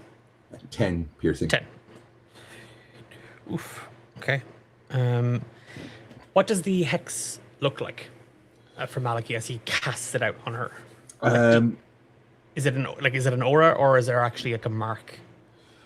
I'm going to say there's this smoky, shadowy stuff kind of leaks off of his packed weapon and just creeps towards the Broodmother and just starts surrounding it.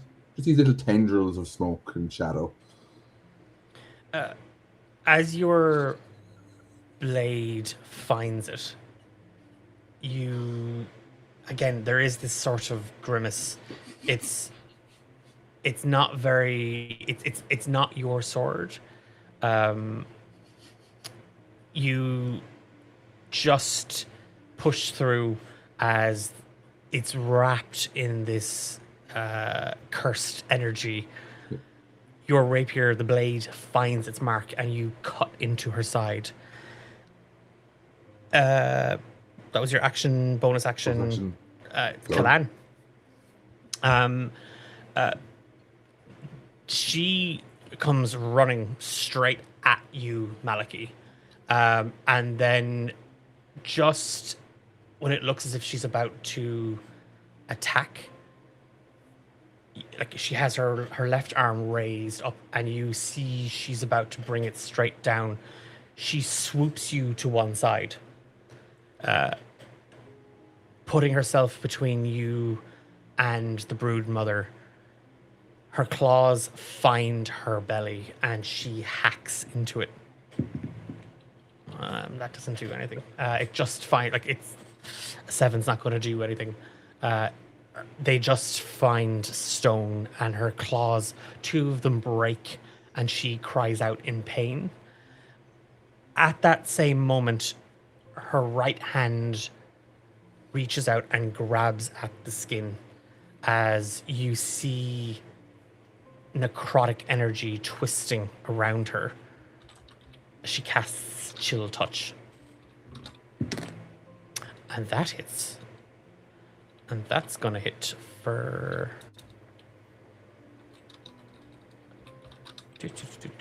Ooh.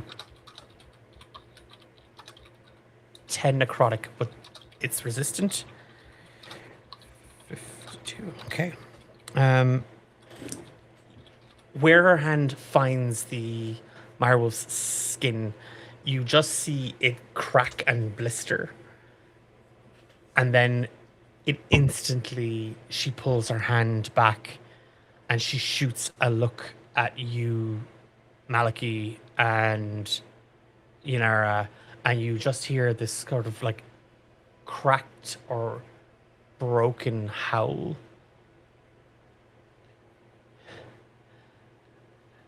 Necrotic energy doesn't work. And she stands kind of some way between you and the Broodmother, Maliki. She's not going to be able to act on this turn, the Broodmother, because of the Nat 1. That brings us to Dax. Okay. Yeah.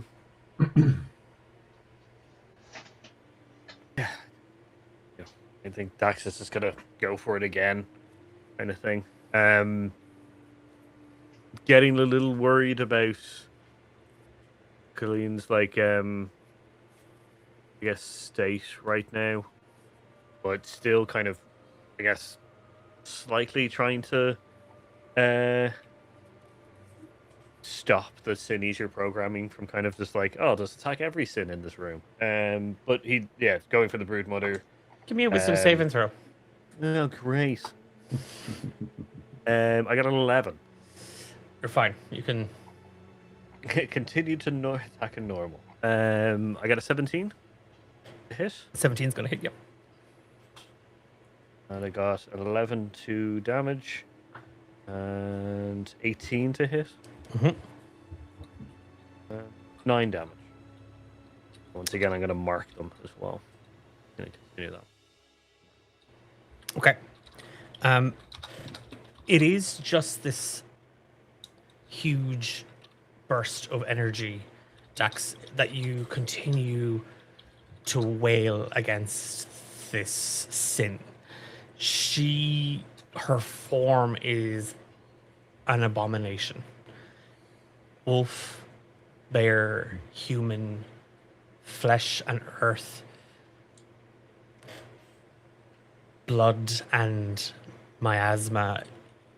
Where the first strike was one heavy blow, this is strike and cut and slash one after the other, hacking into her.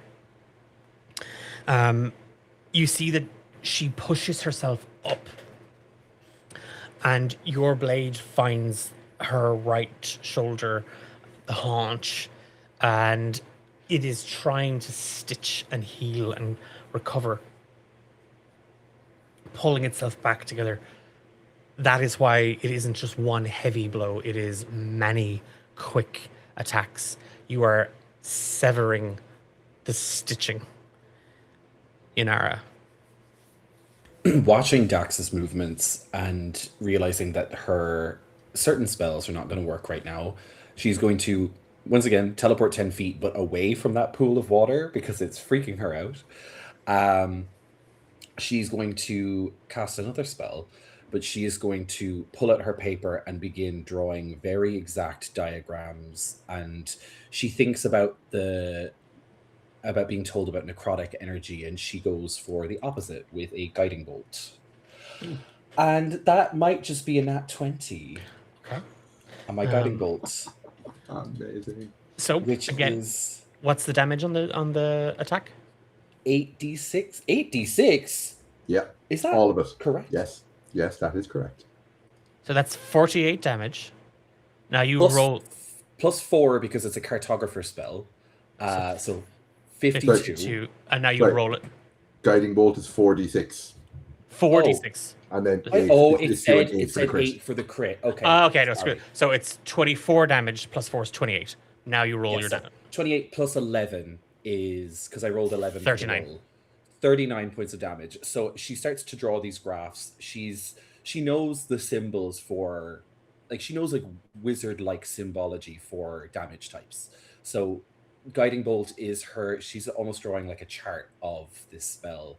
and as she pushes her hand through the paper, she like is just blocking out all of this miasma and liquid around her, and her hand kind of alights with golden flame as she just pushes through the page, and a searing bolt of light, of lamplight, just erupts from her hand. And guiding bolt usually clicks and swings around the room, finding its mark, finding its target. This one is just a direct blast to the brood mother. It shatters, and you hear the sound of flame and glass exploding as her form is illuminated in this radiant flame. Bonus action? Aika is going to attack, and it gets advantage from Guiding bolt. Oh my god, I'm not joking. That's another nat 20 for Aika. Woo! Okay. So that's 6 plus 2, and then a d6. So 6 plus 2 is the spell level, so 8 plus 3, so 11 points of force damage. So seeing her creator with this blast, I think Aika gets in the way of the guiding bolt a little bit, and the origami kind of unfolds itself into like a little circle to allow the guiding bolt to be amplified through her as it just roasts this creature. And Aika is actually glowing at this point. It is just this, and it's irradiating this. It's radiating this illumination off it. The layer is just lit up with this light. You can see the whole overhead. Griblina and Chernos, the passageway that the pair of you find yourselves in now together, that is even illuminated. You've been hearing the sounds of the fight, but now you can see that the light is strongest coming from a path off to the left. So you've now got a sense of that's the direction that we should run, that we should go. It is Kalan. Kalan lets out a howl. Oh, sorry, it's not. It's Malky first. Malky goes first. Yeah, mine is going to be fairly straightforward. Going to attack. Are we? Oh, actually, weapon mastery. We doing that? Yeah. Cool. I have advantage on the attack roll due to the rapier's vex. Oh. Mm-hmm. So, let's I make didn't an even attack need roll. to use fairy fire. Everyone's getting an advantage anyway. I need it. That is a 23 to hit. That'll hit. Okay. Not great on the damage. 7 from the sword, and I know the necrotic damage from the hex isn't really much. That is a 1. So that's still Yeah. 1. It's it doesn't do 0. I've decided to round up these days. So You're so Yeah. kind. That's I was made to play with hope. I will put a million more wolves in here. You're playing with hope is rounding up. Yeah. that's it. Okay. Stab. You are the evolution of beard. Again, sorry, beard growth. Thank you, Polar Knights. You've reminded us all. Yes. Thank you, Polar Knights, for pointing that out again. That Kate, always put makes on me your happy. fake beard. No. Kate is beardless. That's Oh the yes, point. beardless. Yes, Yeah, it's like no beard. State. Yeah. No beard is a beard state. Wow, that's so beautiful. That's very deep. That should be on mugs, and then given out. No beard is a dads beard on state. Father's Day. The most inside joke of a mug. In this moment, Maliki, you again, rapier in hand, like it's not yours, but you let it kind of acclimatize.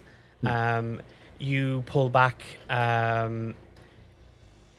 You feel the weapon you find your grip on it, and you make a couple of snap slices as you carve into it. In that moment,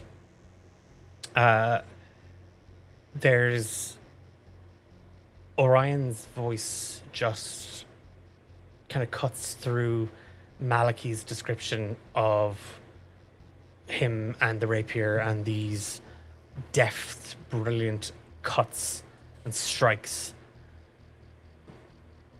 When did you know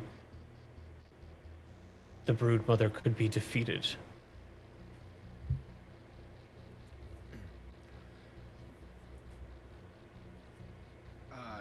Chernos straightens up and he recounts how he entered the fight a little later than everybody else. Interesting. He had been lost in trying to get to where it was, but he heard the sound of what essentially was a cave crashing down, and he followed that towards the. He followed the path he was in towards that sound and came across a opening at the top of the cavern and noticed his comrades were fighting down in, underneath it. And I'm sure you guys have all seen the classic sucker punch. You know, when the little petite blonde in the schoolgirl outfit front flips with her katanas drawn very cinematically into the battle, that's essentially what's happened with Chernos. So with his giant warhammer, he jumps down into the fray and takes a swing. And I don't know, Declan, I don't know how meta we want to get here. Like, am I joining the fray? Do we have still fights to go, or are we in the end game of this? We are endgaming this. We are endgaming this. So yeah, right before he jumps in, he looks down and, like, you know, things are fraught. There's been the team is doing a pretty good job taking down this Broodmother. There is damage. Malachi's on the ground, of course, and Chernos knows it's time to jump in. So he jumps in, takes his warhammer and smashes in the wolf. But as I'm fighting the Broodmother, I notice this sensation through the metallurgy of my arm. I've never quite felt anything like this before. It's almost like pins and needles. We take turns over the next point, over the next little bit, kind of bludgeoning this beast, and we have it pretty well down. It has this severe damage across its chest. The rib cage is nearly broken, and I just have this compulsion, this urge to reach in, and I retract my hammer, and I've stuck my arm into its chest, and I felt what I could only imagine as a heart. And as I'm trying to tear it from its chest, it feels like there are roots and mud and stone collected around it. But outside of that, there's an almost arcane energy, like threads of a marionette. As I'm pulling it from this wolf's chest, I'm feeling these little threads snap, and it's reacting with the filigree of my arm. I can't explain it, but it felt connected to something else. And give me a medicine check. A medicine check? Mm-hmm. Medicine or nature? Oh, I'm sure they both suck for me. I'm neither a walk in the woods kind of person or a help others. Medicine or nature? Yeah, medicine doesn't have to help people. Fair enough. That's a 23 in nature.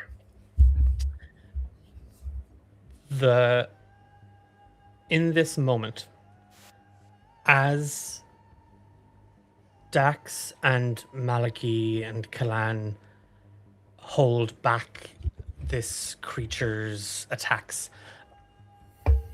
I want Dax, Maliki, Janara, and Griblina to make an attack roll in any shape or form, whether that's with a spell or anything like that. Kalan has literally wrapped herself around the throat and neck, and she's ripping and tearing as much as she possibly can at it. She's trying to hold its head from snapping and biting. I got a 9. On what was the spell? Guiding bolt. Again. Okay. Yeah, it hits, but it again. You know, it's that thing from this vantage. You watch as Chernos just comes crashing out of that, bringing the warhammer down on top of the brood mother. Grablina comes skittering past you, and when you look, you see that as you hold the spell in your hand, that pool of miasma has crawled towards you. It's spreading, and it spreads like water, like ooze, but it's moving towards you. Nope. Dax, sword. Yeah, but I got I got a 20. I got a 24 to hit. Okay. But this time it's a little bit weirder. As he goes to take the strike, that kind of weird, kind of like, I guess, layer of soot that's on over their body, kind of wraps itself around the sword and strikes down. Doesn't do any more damage. What was the damage? It was 9 damage. Okay. I'm going to say that the miasma isn't what ate the spell this time. It was Chernos' theatrics that threw me off. You threw off my calculations. How dare Maliki? 22 to hit with the rapier. Yep. And the damage? Damage, not bad. 12 from this rapier. Okay. And from the hex, 4. Okay. And Grablina? I got a 13 to hit. It does not hit. Okay. Okay. And what was the spell? True strike with my crossbow. Okay. So she attempted to look into the future and see where it was going to be in a moment. I think it was one of those things where it's if you shot there and then you were going to shoot Dax. It was going to hit Dax. So it's you pull the trigger and you immediately point the crossbow down, and the bolt thuds into the ground in front of you, and you're able to pull it back out with a bit of effort. Chernos, you hear all of this happening around you. You can see Dax just wailing on it with his blade. You see Maliki stabbing with rapier. You see flashes of light around you. You see Kalan hanging on to its throat, just trying to tear it apart. Its back legs kick and scratch out towards you, but you reach further in and you're now shoulder deep. Your fingers find the edges of these threads. You feel it pulsing and beating, and as your fingers wrap around it, it's a human heart. You can tell by the size, the shape.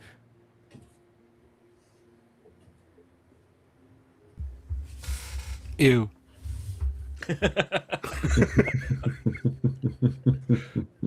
The arm goes incredibly cold. And then it starts to vibrate. And you feel this energy coursing through the whole thing. And it begins to spread where the arm connects with the rest of your body, and it feels like power. It feels like the arm is alive. And you hear a voice. Take it. You deserve it. You will need it. The end is coming, and you must be ready.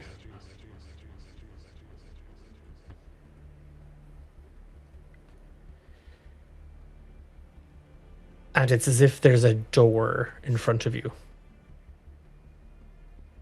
And your hands reach for it. Do you open the door or let it go? Hmm.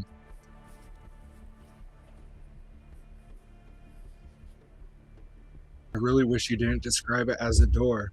I was fully prepared to talk back, but Chernos would need to know what's behind the door.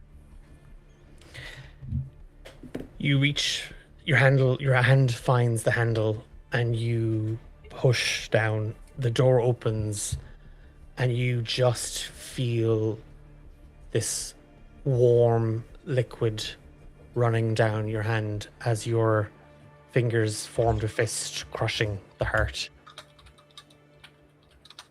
Gain a level. I love opening doors. A pain courses up your arm, into your shoulder, and down your body. Everything starts to blur.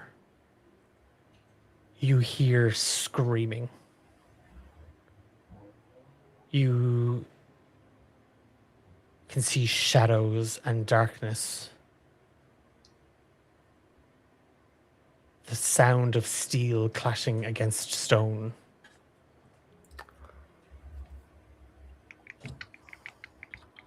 And Chernos collapses. The broodmother is dead. Are we going to drag him out of here? It sounds hard. Can Dax still sense the sin in it? There are traces. It's still there. It's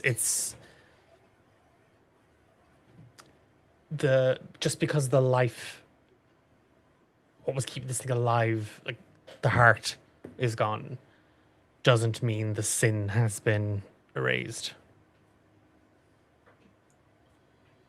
Dax is going to gobble. You said gobble. Well, you know, he's a sin eater. I'm Oh. making a Om joke. nom. Oh yeah, I just thought you meant, like, I thought you were just going to eat the. No. No. He does. Dinner time. He's going to kneel down and do the put his hand on the brood mother and kind of just absorb the sin out of it. Give me a wisdom saving throw, Dex. Oh, I don't have a lot of wisdom. 11? I don't have any wisdom. All of you see Dax just like as Chernos collapses. Dax is on his knees, his hands kind of on the brood mother.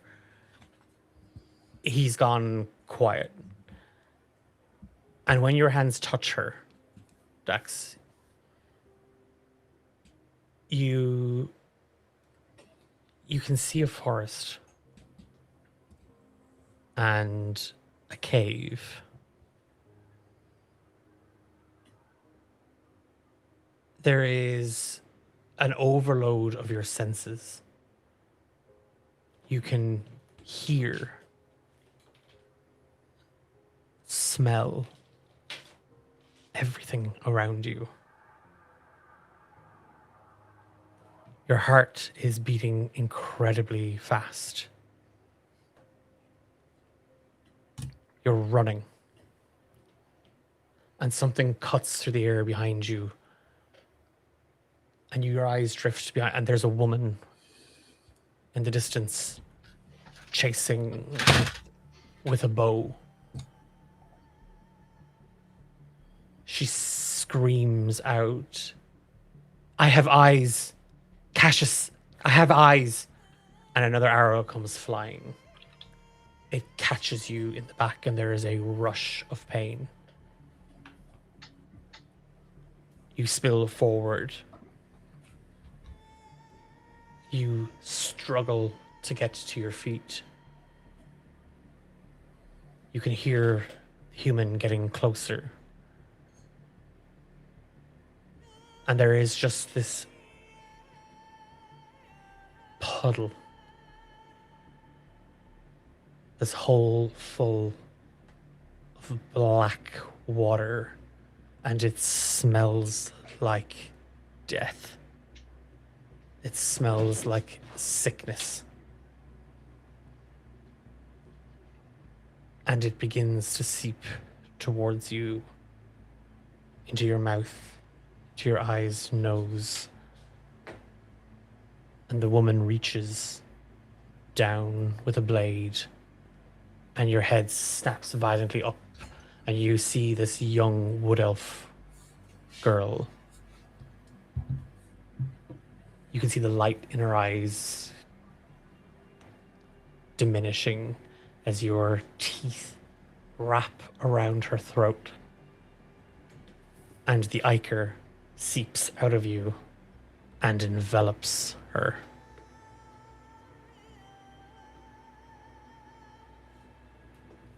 An empty pit of hunger. A hunt for food, for provisions. And you feel this seep into your core. Roll a d20 for me, please. 13. For the next 10 days, you will never feel full. Accurate.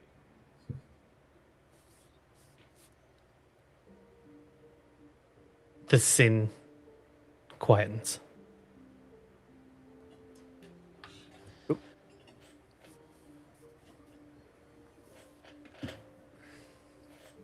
Or a wine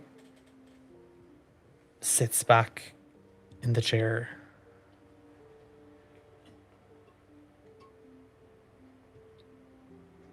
What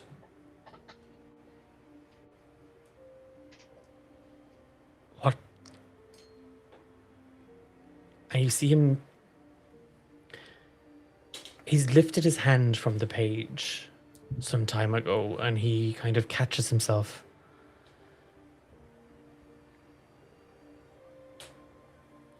When you left the woods, what did you leave behind you?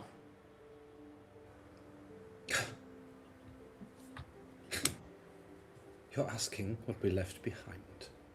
After all that, I understand your rigor in your questioning, Oreen, but this one is a little tactless. We left behind the kindling. Brick, Brack, Breeza, and Pip. As well as Javier, Kalan. That is what we left behind. That is who we left behind. What is something different? If you must What is know, something... I understand, Griblina. The question was what? There was a lot more than that. Beyond the deaths of our contemporaries, which we have informed you of. We left many effects. Javier's guitar, Brick and Brack's packs, effects, Reese's knife, Pip's, many things, parts of ourselves perhaps, and quite a lot of blood. So that is what we left behind.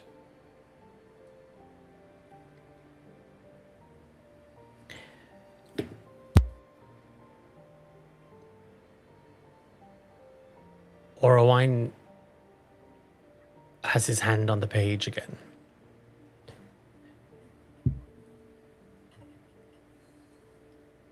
And when he finishes, he looks up. I could have chosen my words better. I apologize. That's appreciated. But I did list everything that was left behind.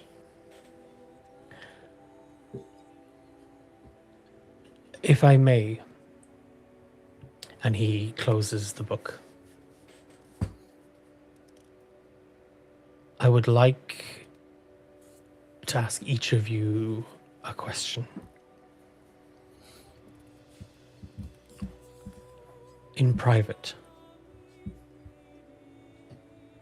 and he takes the book and he turns to the desk behind it, and you see it's covered in well placed and well organized books and stacks of paper. It's the Mantle's desk at the council, in the council room.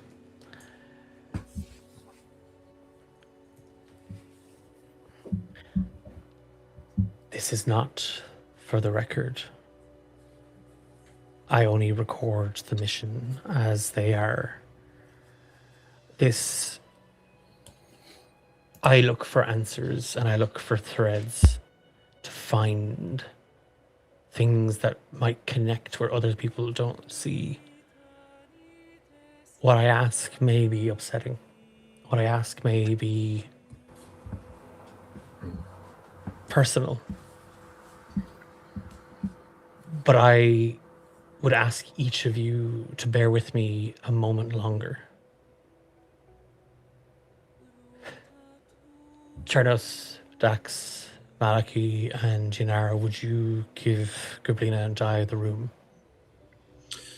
Yanara, Aika sits with Griblina in a little way. Like, she can't perceive through her or anything, but Aika just sits on Griblina's shoulder as a little, like, a little move of understanding that Yanara feels the same way as Griblina did in her outburst.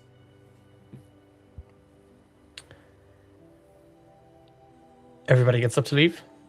Yeah. Yeah. Dax is going to take the teapot with him. Yeah, I did a good job. You're good for something. I'm going to cut across. Grublina, when the room empties, Orowine moves towards you, and he takes the chair opposite.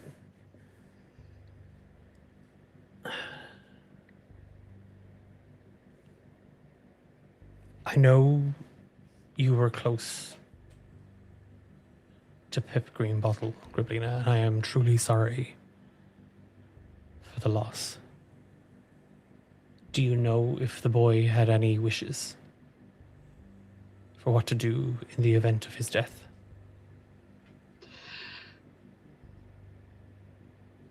I don't have much patience today, but I will be thorough.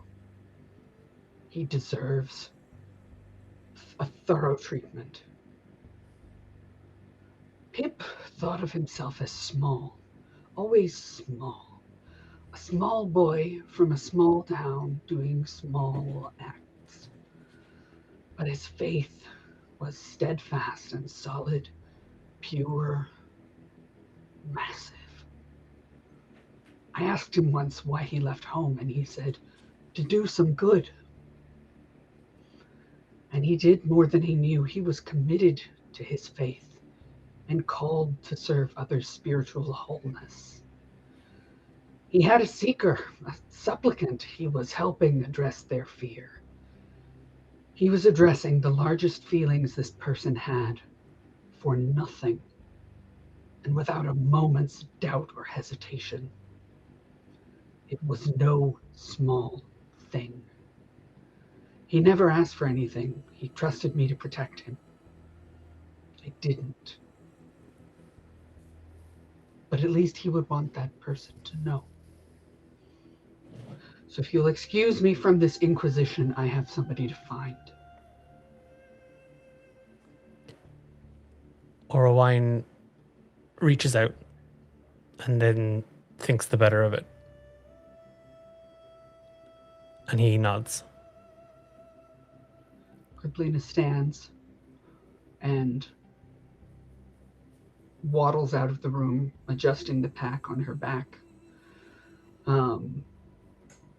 where the blisters are starting to turn into open wounds. She finds Yanara out in the forge and waves Ika off her shoulder. Orowine calls out to Maliki. And he gestures to a seat inside. Or you may stand if you wish. As he closes the door, I've always appreciated you have an eye for things that others might not see. Maliki nods his head. Is there anything, Maliki, you're carrying home from the woods that the others aren't aware of? Maliki takes a moment to decide what he's going to do, and then he calls his packed weapon to his hands, but it's not the rapier, it's this jet black dagger. And he says, lately I find myself thinking about external influences and talismans. He goes, and he kind of just indicates the dagger. He says, I might be on the wrong track here. I might be completely wrong. But there was this one thing. And he reaches into a pocket and pulls out something very small. It's hidden in his fist, and he puts it down on the table with a click. And it's a ring with a gem in it. He goes, that came from the brood mother.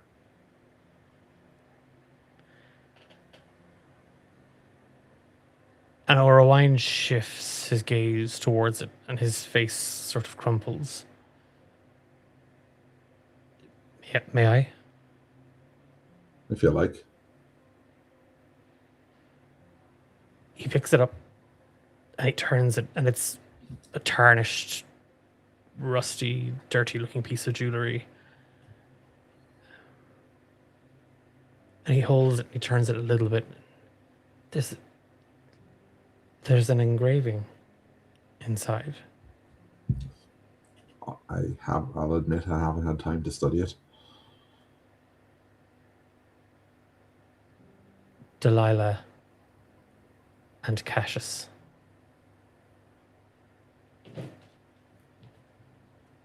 Do those names mean anything to you?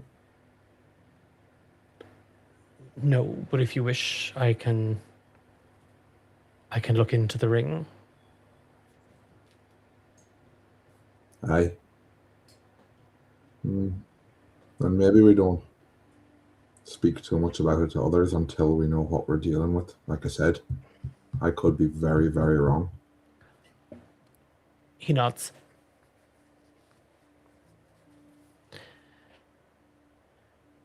At this point, Chernos, you hear your name called from inside.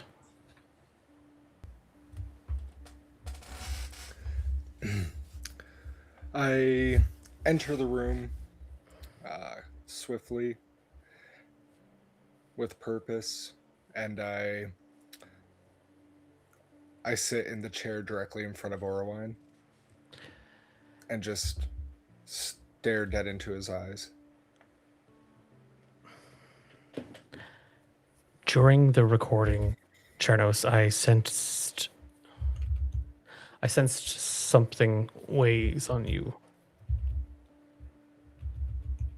It's something that's persisted since you first ventured south to the Blue Pines to confirm the existence of the Mire Wolves. Who is responsible for what happened?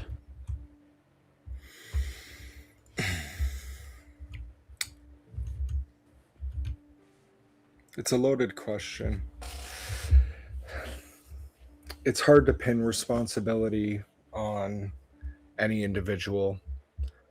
Honestly, I feel that this is the new normal. This is the world we live in.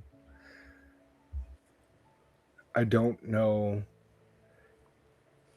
that there's one subject of responsibility. Overall, the situation that we're returning from, I would say it's the Bard Javier. But I can't think of a more suitable punishment than he has already received. He was killed knowing he led his team, though it wasn't his team at all, to doom, and his legacy will not be what a bard should be in song and tale, but it was his foolishness and his inaptitude that led him to his doom.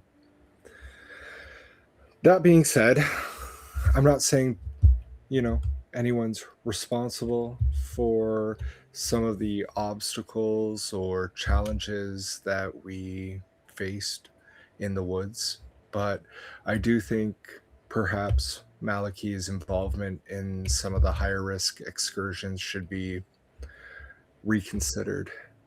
I don't know that I'm not saying that he's not a valuable member of the guild, that he doesn't have his offerings.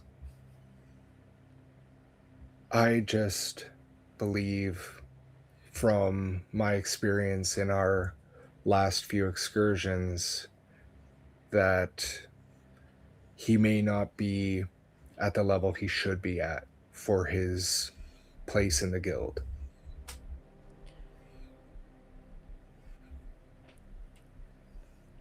I've always respected your insight. I will take it up with the Great and the Hearth when they return from their mission. Thank you, Turnos.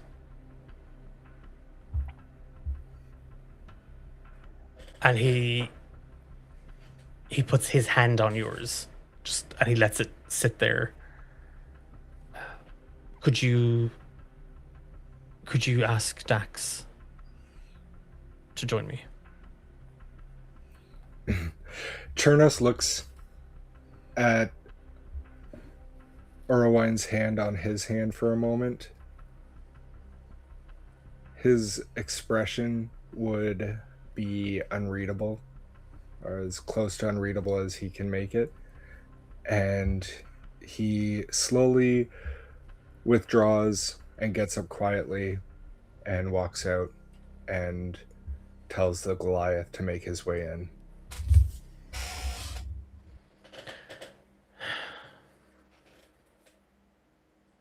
I know, Dax, that you are close to all of this. Close to Kalan. Can you tell me what happened? Dax is standing at attention. His kind of military training kind of kicking in. And just before he answers, he remembers back to the last moments. To the fight where Chernos had collapsed and the group were essentially kind of like getting ready and checking the area and stuff like that. Kalan was still kind of viciously attacking the broodmother, and Dax tries to restrain her. And when he touches Kalan again, he gets that vision of the normal clan, like not tainted in any kind of way, and he's so broken up by making the decision that to let them go, which is so against his programming. He should have just immediately attacked and killed this sin, but all like Dax could see was just a friend, someone who was one of the first people to be kind to him within the guild.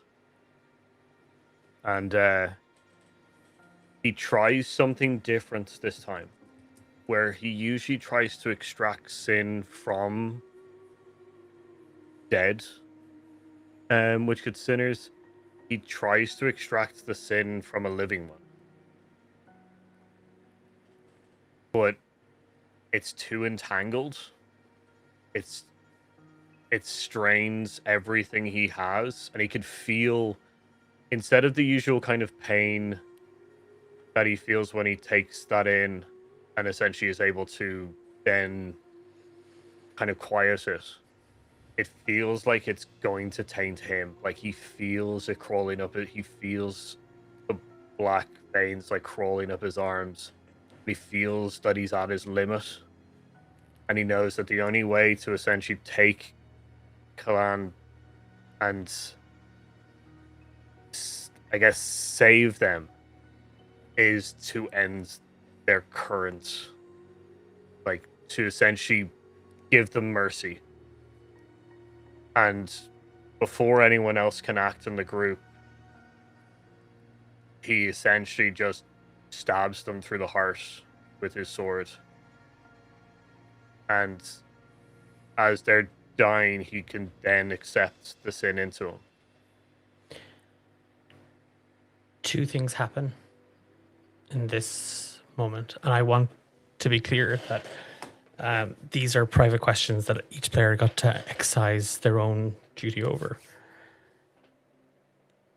This happens in the room. This happens in the lair with everybody around.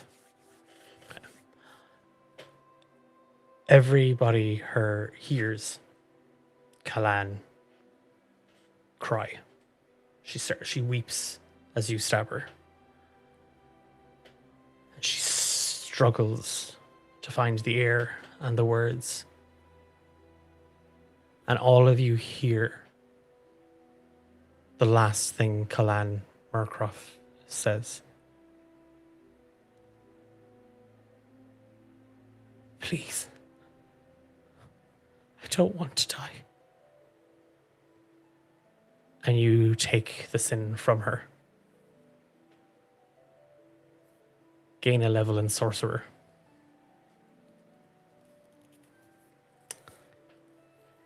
Orowine sits there struggling to hold a sense of composure. He stands up, reaches for the door, and he turns back to you. I think it best you say it to the others to spare Valara these details. Before Dax leaves, he says, I did my duty as a Sin Eater. No. Did it as a friend. And he walks out the room.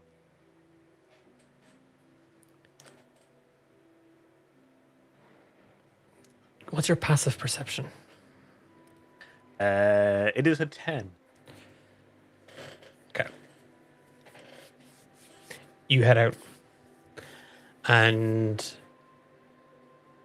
Yanara, Orowine welcomes you into the office. Thank you again for your records, as always. Your contributions give way to so much more knowledge than we had. I understand that this had been a painful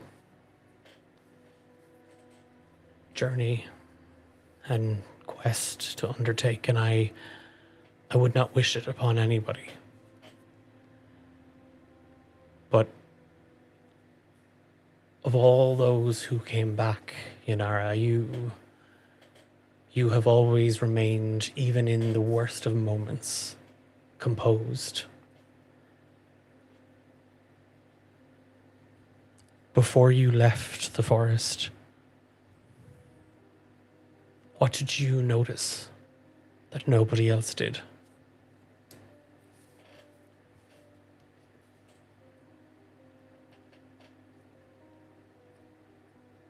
Oh, can't hear you. Might be muted. Apologies.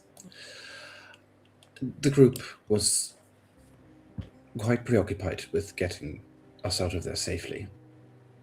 But I, however, saw it. Again, the land shifting again.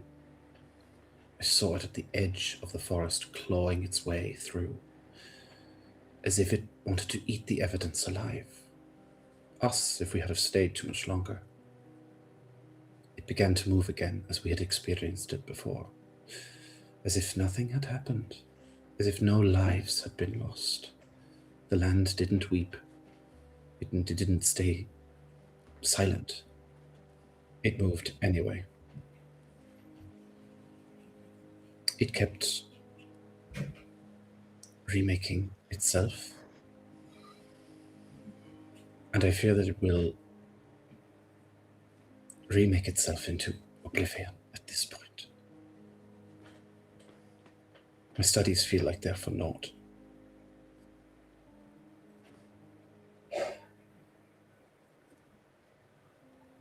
That is what I saw.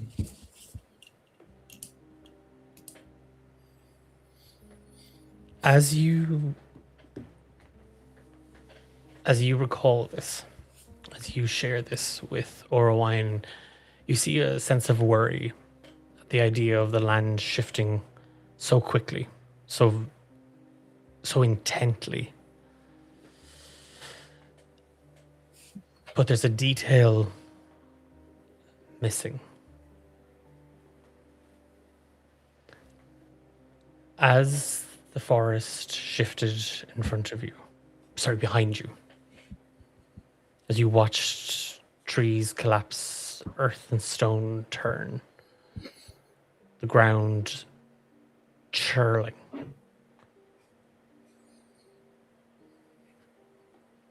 Something moved between the trees. Something moved between the shifting stones, and rock and earth. A shadow.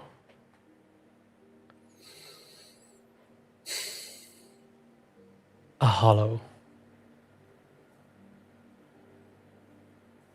Its eyes met yours. And it spoke one word. Yanara.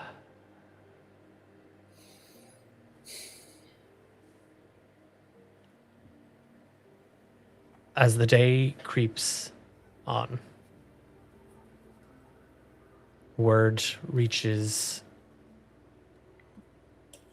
throughout the guild and even into the city of the loss. Many come to pay their respects. Many come to offer what little they have.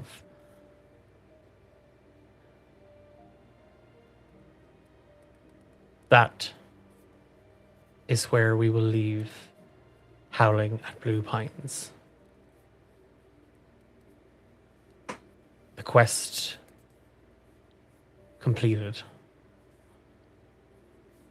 but many things and many people lost.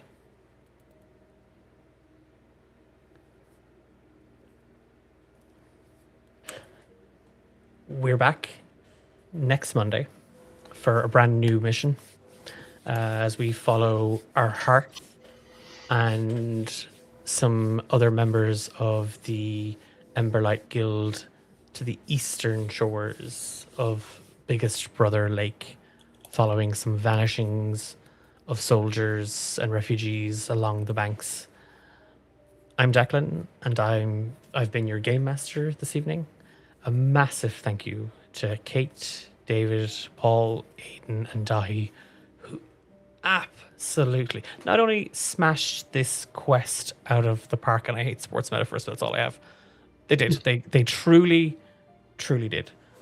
But I had absolutely so little prep to do this evening because.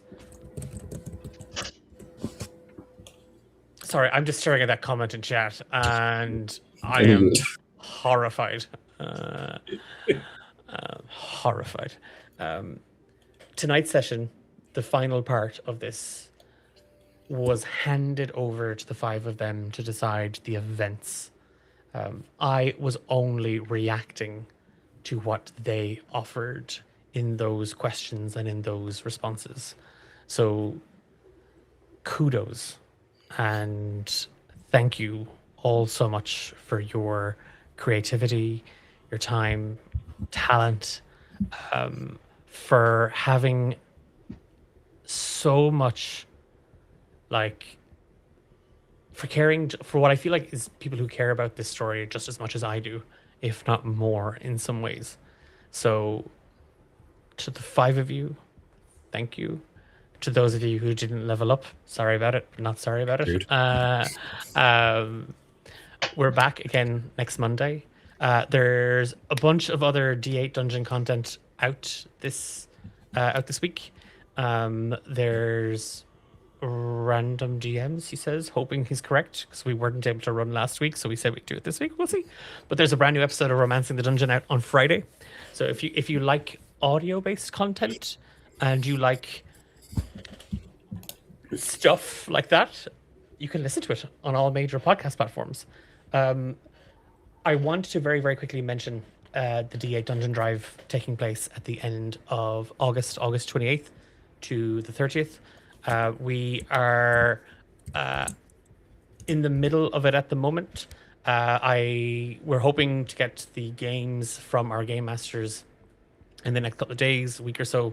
And when we have that, anybody that signed up for the expression of interest form gets first dibs on it, and then we release the rest of it to the wider public in general. Emily, I'm not just saying it, but I am saying it. I've selected the 10 combatants for this year's D8 Dungeon Mania to represent Ireland and the EU, and they're gonna kick your ass this year again, making it 2 for 1. So bring it, and also the US, bring it. Game on. Did she call me a mole? Like, or is that game on mole? Like guacamole? I think it's game on mole. I don't know. Emily, go to bed. Go to sleep. Go to work. I don't know. It's time. It's weird. Thank you to everybody in chat. Thank you. Leave me alone. Thank you to everybody in chat who joined us this evening. Thank you to everybody who reminded us to hydrate, gave us inspiration, even had us roll for hope. If you're wondering where did the hope come into that, that's why Charnos and Griblina only found themselves face to face with one Mirewolf whelp and not 2 litters. So thank you for the hope. Well, I can't speak for him, but I could have taken it. I was just throwing that in chat. I could have taken a litter. Wow. Okay. We're gonna bounce out. Sorry, Emily is just aggravating me so much. It's just her presence. That's my one weakness, Emily. Right. We're back. We're back next Monday for another episode. We're gonna bounce out. Have a good week. Have a good rest of your day. There's a dog now. And get out. And get out. Get out.